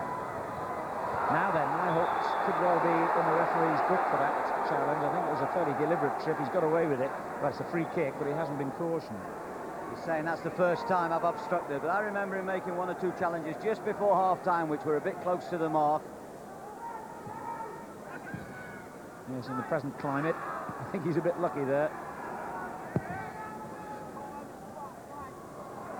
Taylor got to get it away. Pembridge knocks it clear and then wins the throw-in. I gather Swindon are thinking about a double substitution at the moment, bringing on both O'Sullivan and Andy Much. They're not ready to do so yet. Quarter of an hour only remaining though. Pembridge's long throw into the box. Craig Short heads it on. Danger here as Kitson gets the header in. Taylor's there to get it clear. Carsley turning it back and Bodin with the clearance. Now Fjortoft struggling away with Charles. The Derby man wins the battle.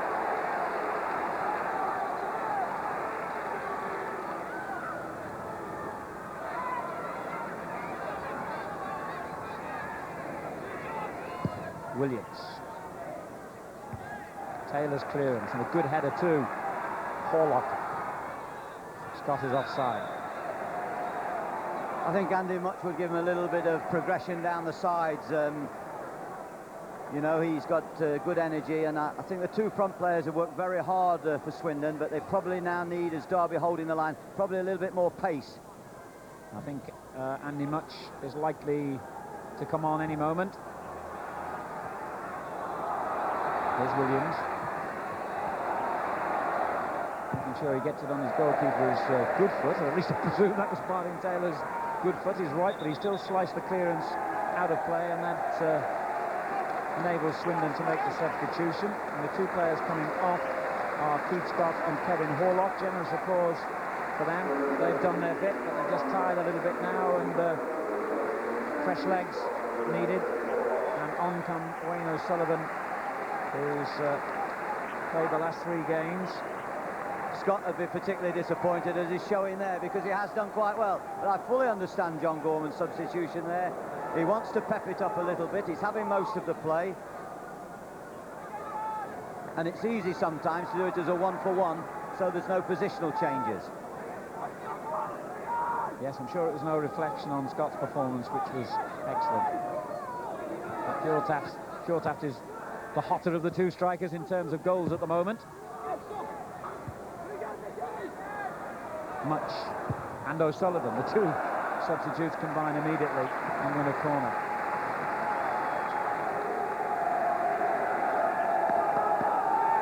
I know he was a player you had, Keith Scott, at Leicester a few years ago, wasn't he? Yes, he was a boy. I think he worked in a bank at the time, and he was a player at Leicester United. Very dedicated lad, wanted to be a footballer, and Colin Murphy, a good spotter, took him to Lincoln and made some money on him. Martin Taylor comes with a good punch clear.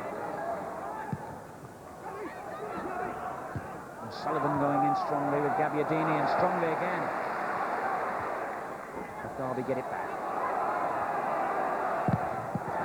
Well, Sullivan's certainly using all his energy and freshness of youth already.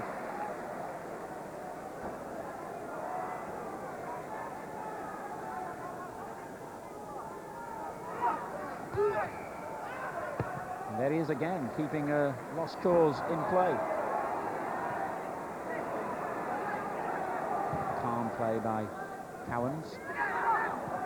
Now, Gabbiadini. Kitson ahead of him, so is Carsley. Charles on the overlap outside those two. And here is Charles. This is dangerous. And young Thompson got it clear. I haven't seen Charles in those advanced positions too much in this game, but he certainly broke forward there. He's so quick sometimes when he joins in attacks.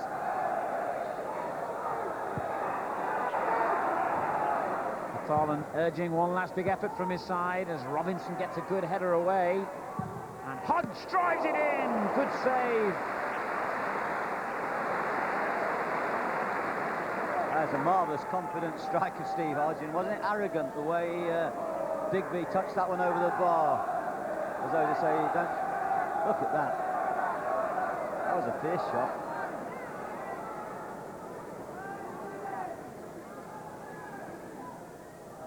Pembridge with the corner kick. Headed away by Andy Much.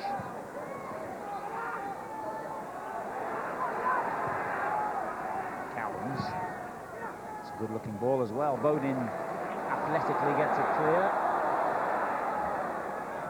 And Swindon get the throw in. The clock ticks on. Are we going to see a winner here, I wonder? It's been a very even game, and you might say in many ways, although Swindon have had more chances, a draw would be a just outcome at this point. But who knows? 10 minutes to go. Plenty can happen.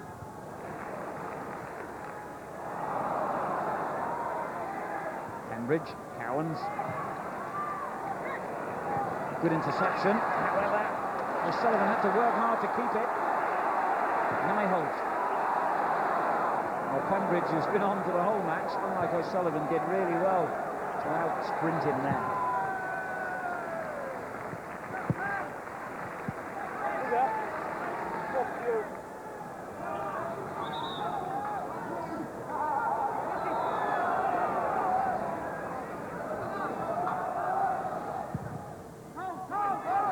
Thompson's given it away.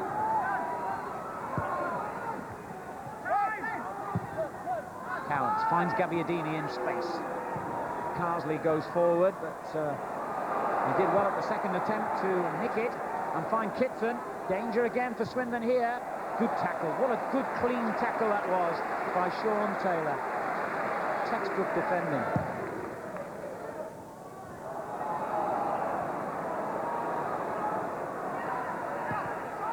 Now Derby enjoying their little spell.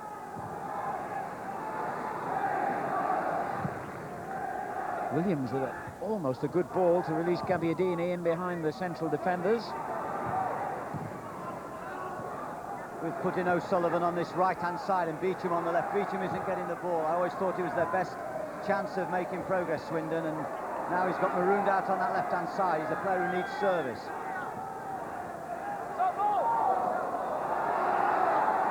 Derby get the throw to Nijholt's annoyance. Cowards.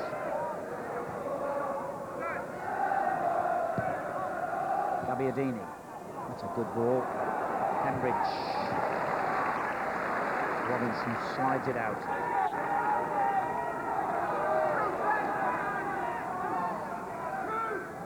Craig Short has come up for the throw-in and wins it. The referee acknowledged his linesman who was signalling offside. He's let play go on. Beecham. Good running by Andy Much into the corner. And finds Bowden. On to Ling. Nijholt. Good ball forward. Fjortoft. Not allowed to turn. Now O'Sullivan. That's a useful cross, and Ling meets it. Didn't quite connect, otherwise Swindon would have had a goal, I'm sure. Just some tremendous defending there by Craig Short when Fjortoft was shielding that ball. He did really well to stop him getting that shot in on the right-hand side of the box. And Ling also did well to get across the defender for the shot. Still very equal, no one leaving the ground. No less than 20 goal attempts in this match. Statistics, for once, don't tell a lie. It has been a splendidly entertaining match, and a credit to the ability and attitude of both clubs.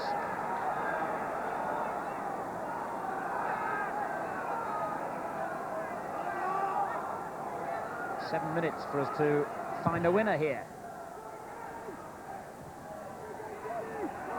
Craig Shaw getting it clear. Ling is there again. That's a good ball. Fjortoft tried the back heeler. Charles. Kitson. Taylor's right behind him. A rugged defender and a very effective one. Sean Taylor got into the pro game late. So I know he played non-league football and was a plumber. And he's grateful for every moment, I think, of being a professional footballer, and it shows in his attitude.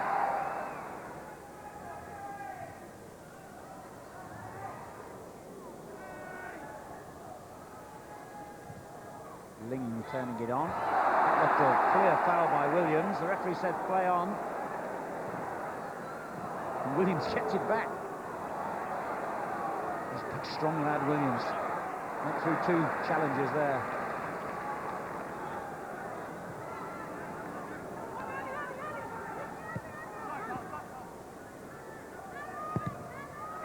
O'Sullivan charges it down from Pembridge, but couldn't defeat Cowards. Now Gabbiadini. Well played, young Thompson. That's a foul, isn't it? I should think. Gordon Cowans. Well, the referee has said play on. Beecham.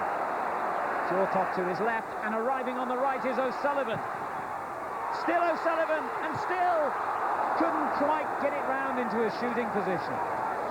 Well, a marvellous challenge by Forsyth there, making up for some lax work earlier on in the game. It broke kindly for O'Sullivan. Now Kitson at the other end. Both teams still trying to win this match, not settling for a point. Derby have a corner off Robinson. Well, some tired players now. They put in a lot of energy, a lot of work, a lot of good passing. The game's opened out even more. Here's that chance. Just wanted a touch to the back post there. Two red shirts waiting vainly.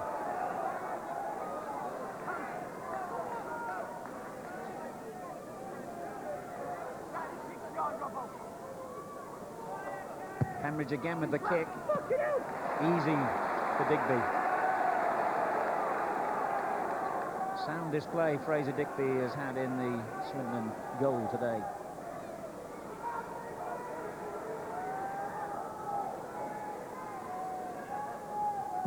Fjortoft waits for another aerial challenge with Short and wins it. Beecham.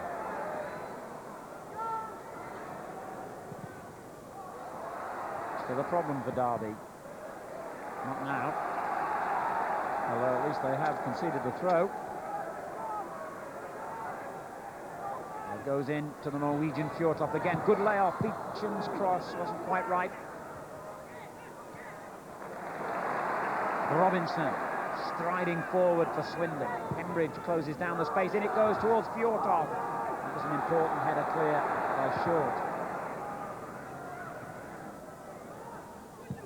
O'Sullivan does well. He's made an immediate impact. Robinson.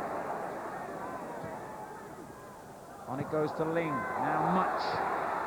Ling again. Fjortoft calls for it on the far post. O'Sullivan will try and provide the cross. It comes to Bodin. Deflected away for a corner.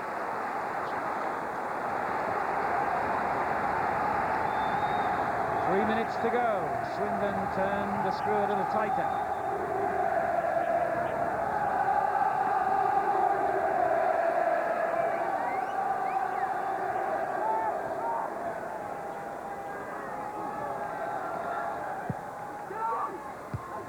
That was a good header clear on the near post. Beecham again. And again, the header was a good one, this time by Short. O'Sullivan is hunting the ball down at every opportunity. Robinson finds Fjortoft.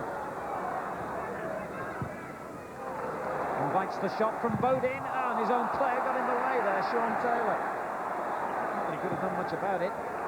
Nyholtz, great vision. Finds Ling on the right. They pile men into the box here, Swindon. Taylor's one of them. Bodin again. Williams gets it clear. Pembridge, anywhere will do at the moment for Derby. They're under the cosh a bit. Luke Nyholt. Fjortoft. Andy Much. Well, it was a twist and a turn, but couldn't get the shot at the end of it on target. Tremendous spirit, Swindon, to take the game back. I thought Derby were coming back right into the game and playing composed football, but Swindon have had another late rally and they've really played spiritfully. And Luke Nyholt gets the nod from Jimmy Greaves as the man of the match. Good old Jim. Yeah.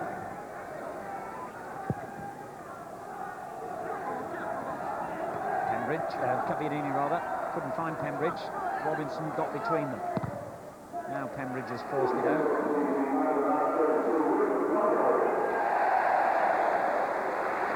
Warm applause for the tannoy announcement of Luke Nyholt's award of the Bottle of Bubbly.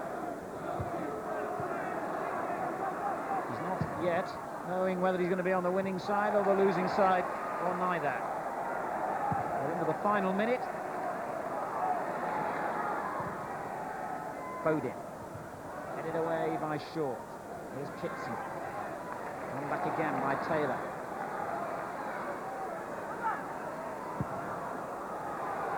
Robinson back to the big centre half. And it goes to Bodin.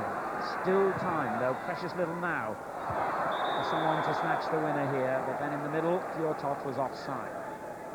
And Derby, I think, will believe that if they lead here with a point, it will be a very useful return from a ground where I don't see Swindon losing too many this season.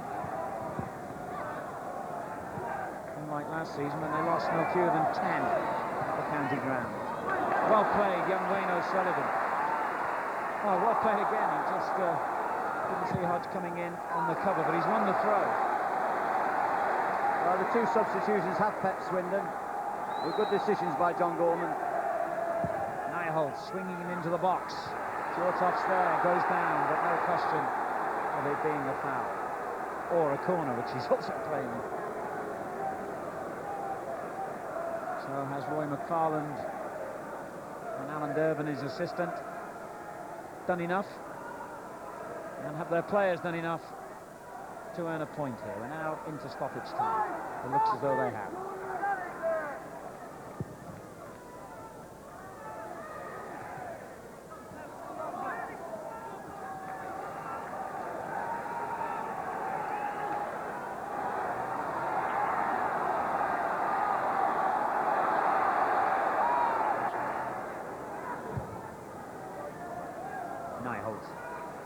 On by Ling. This might be one of the final attacks of the game as Bodin plays it in towards Much. Williams gets it clear. The referee has had a look at his watch.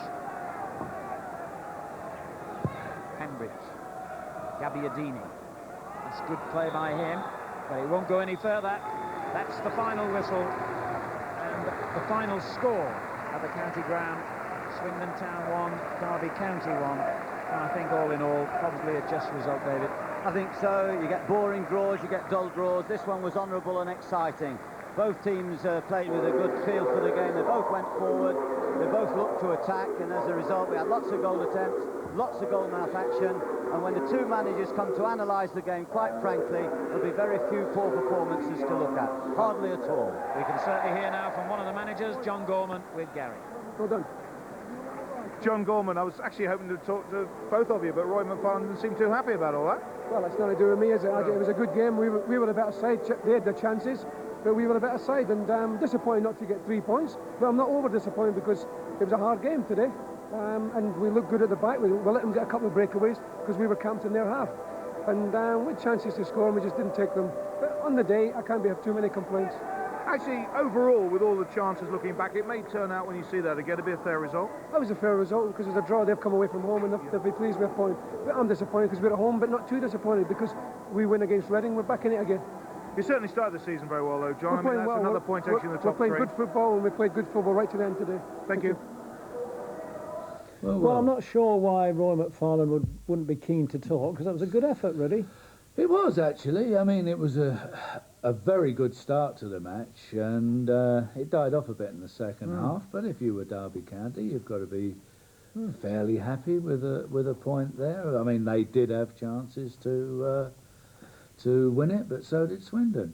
Swindon looked good. They did. They look a lot tougher team this year than they did. The last time they were in the first division, they were a good footballing side, but they gave a lot away. Bit of a soft underbelly, but they looked tough. Yeah. They looked tough today. Yeah, I think their tackling's improved, don't you? They win the ball as well. It's improved a lot. I think who we gave the man of the match, Nyholt. Yeah. Nyholt. He really has come into the middle. He wants to know. The reason I gave him man of the match was because he was the one player who really wanted to get involved, and he was a bit lucky not to get booked anyway. But, you know, he strengthened it up a little bit. Who do you feel are going to be the key players on Sunday to be able to lift the side? Yeah, key players from the front, certainly Wayne Allison's I've mentioned, big bustling striker. Just in Joe's sort of mould, really. He was a very committed player, as we know, from when he went to Scotland throughout his career. And I think he'll put a lot on Wayne because he's this sort of player and bustle as well. Rob Edwards, I think, in my opinion, has been the most consistent player this season, outfield player. And I think he'll have a big part to play. He's come on a lot in the last season or so. Still very young, but in central midfield he's got a lot to deal with. Obviously a new manager coming in, even though he'll know people like Junior and a few of them he in bed, he'll want to make his own changes, want to stamp his own authority on this side. And Junior has had good and bad games this season, as every City player at the moment. He's struggled quite badly.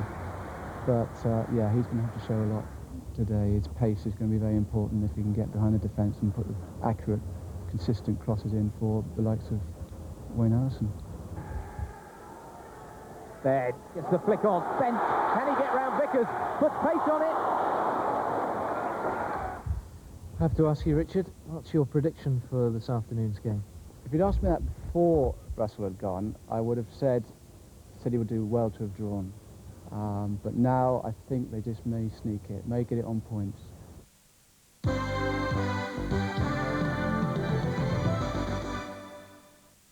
They started the season well, and for a while they were right up there with the promotion challengers. But a few defeats recently have dropped them back into the pack, and obviously they've got to be concerned about what's going on at the bottom of the league as well as the top at this stage. I mean, it's very tight, isn't it? I mean, is there a away form that's really let them down? It has. I think they've got 3 points out of a possible 21 so far this season, and with anything better than that, as I say, they would still be up there with the challengers. If they can put that right, then I'm sure they'll go shooting back up the league. Now, you've seen them all season. What's the problem? The problem at the moment is certainly the same as it was last year in the Premiership, which is conceding too many goals. Now, that doesn't necessarily mean you point the finger at the goalkeeper, at the defence or whatever. It's a team game, and they've got to sort it out as a team, start defending as a unit. Robson. And Nelson made the run. And Nelson, has he got the better of Thompson? He has, goes round all the way and scores. Their strong points are undoubtedly the form of Jan Fjortoft and the partnership he's beginning to form with Keith Scott, though, isn't it? I would think Jan is on his day is one of the best strikers in this country. I certainly don't think, possibly Mark Hughes apart, there's probably not a better volleyer of the ball in this country. And he just does things out of the ordinary, and certainly in the first division, that makes him a real match winner. And here goes Fjortoft. Scott in the middle. Scott! I think Scotty came to the club as the typical English centre-forward, you know, brash, bustling, perhaps not too skillful. Since then, Swindon have worked hard on him, he's worked hard on his game, and he's improved sort of leaps and bounds this year. I think he's got 8 goals so far. So, your prediction for Sunday? I think it'll be close. I think Swindon could win it. Bristol City have been struggling a little bit. How big an influence the new manager will have on them remains to be seen. But Swindon do just need perhaps one win to really set them going again this season, and Bristol City could be the ideal opportunity. Well, one of them's going to be right, isn't he? Well, Mark Shale, City's form this season has been disappointing, hasn't it? What's gone wrong? I don't know, we started quite well to the season, but we've been very inconsistent recently, and it's been a bit of a worry for us. Obviously, when you're losing games, confidence is very low, but hopefully a victory today can be a turning point for us. Swindon, again, they started well, but they've faltered, haven't they, Sean? That's right, our home form all season, bar our last game at Millwall, we've won our games, and that's important for us. Our away games have been very bad, and like I say, it'd be nice to start off with a win at Bristol City today.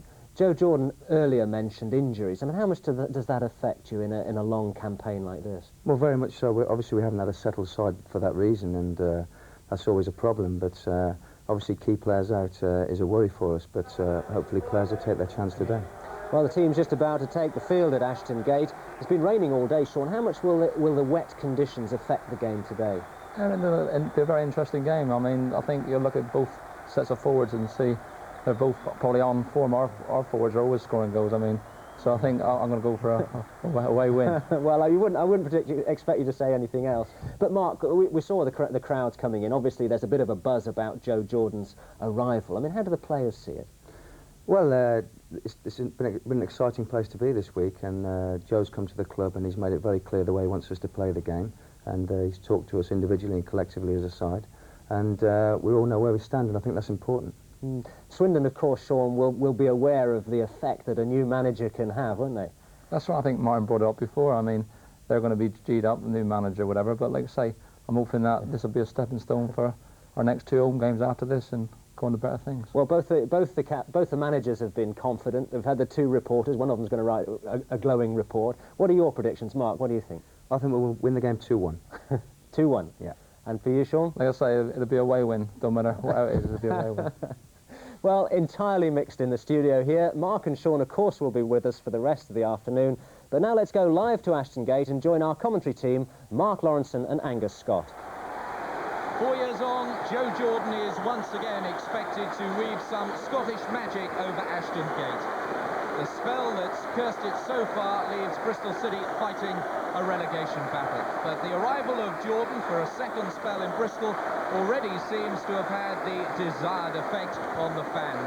More than 3 times the normal amount turned up to see Jordan at Tuesday night's reserve match against Queen's Park Rangers, and he's getting a very warm reception here this afternoon. Today, an attendance of a little under 10,000 is expected, well up on the usual gates, which have fallen significantly in recent years. There are mixed views about Jordan's return, though, although you wouldn't gather that this afternoon. The treatment of Russell Osman and just how bad things are at Ashton Gate. Well, the next 90 minutes or so will answer a few of those questions and show just how quickly Jordan can influence his new side. He's brought in a new name to the squad, that of Vegard Hansen. Other changes have had to be made with both Shale and Baird suspended. So there's a place for Scott Partridge alongside Wayne Allison. Phil Kite makes his debut in place of the injured Keith Welsh. So we expect them to line up in 4-4-2 formation, something Jordan has always been keen on, with Junior Bent under instructions to scamper down the right wing. That's 25-year-old Vegard Hansen, who signed on a short-term contract on Friday. The Norwegian has the difficult task of marking Jan Fjortoft.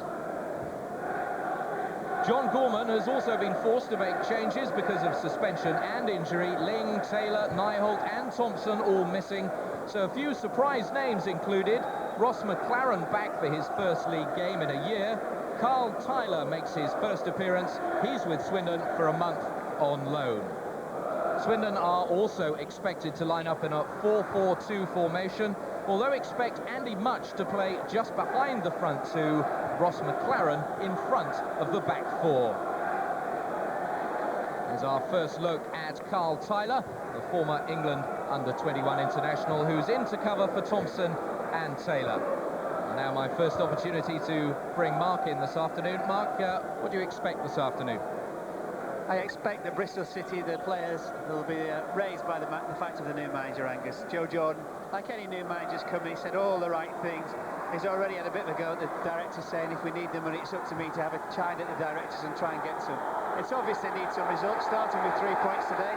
Swindon, for their part, really away from home, the form has been very, very poor. We know they can play, they've all got good footballers. They have to change their attitude away from home. But for both teams, I think they've made at least 4 changes from really what would be their strongest sides. But I think we're in for an interesting day today, and the pitch is great to play because it's zippy. The ball's going to zip about, the tackles are going to fly, and it's a local derby, and we're looking forward to it. We certainly are, and we're just waiting for the referee, Mr. Philip Wright, who will get the game under the way. And indeed, the local derby is off on time, and neither of these two sides have won since October the 8th in the league. And there's Phil Kite getting his first touch, making his debut here this afternoon for Bristol City. Believe it or not, Kite's with his 14th club, a very long career. Last year, of course, with Cardiff. Not good news for Bristol City fans, though. He only kept 1 clean sheet while he was playing last year. See what happens here this afternoon. There's a foul on Scott Partridge by Brian Kilcline.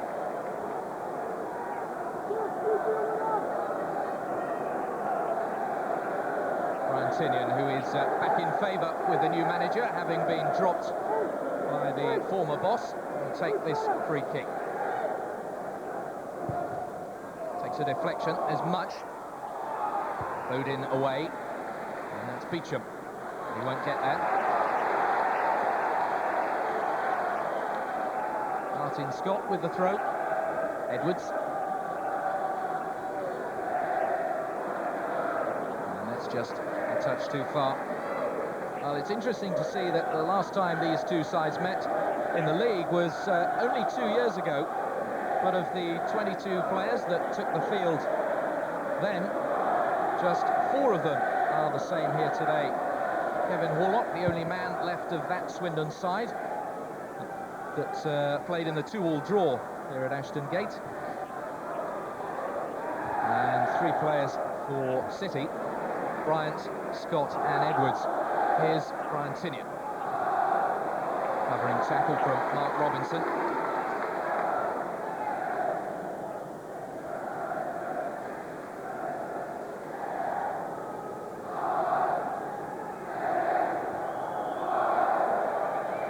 Partridge getting no change out of Kilcline. Ross McLaren in there. Edwards header forward. Tinian again. 3 waiting in the middle. Robinson seems to have done well and wins the goal kick. Interesting straight away, Angus, is the fact that both teams playing 4-4-2, aren't they? Very, very rigid formations. Not a lot of space in midfield. You can almost throw your coat over them at the moment. I think the important thing from both sides, if you're going to play those systems, that the 2 full-backs from either side really have to get lots of the ball. They've got to go forward. They're always the free men in these systems, and really they've got to make the possession count. There's Scott to Horlock. Again too far.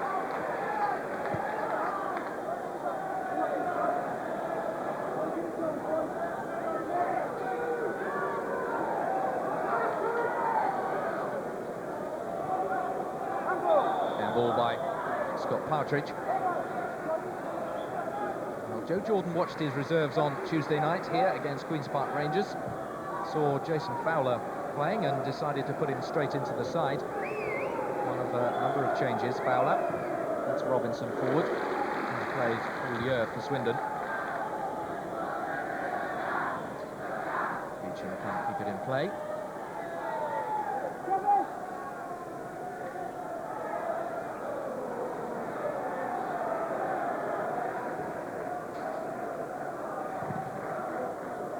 Hansen. Forward to Allison. Strong challenge from Kilcline. Here goes Junior Bent. First chance to run at Bodin. Support from Harriott now. Fowler. Bent. Two men on him very quickly. Harriott's cross in towards Allison. He lets it go. The return ball comes in. And Bodin can clear it away. Bryant gets there before Fjortoft. Harriott again for Bristol City. Easy for Tyler. Tall figure of Carl Tyler.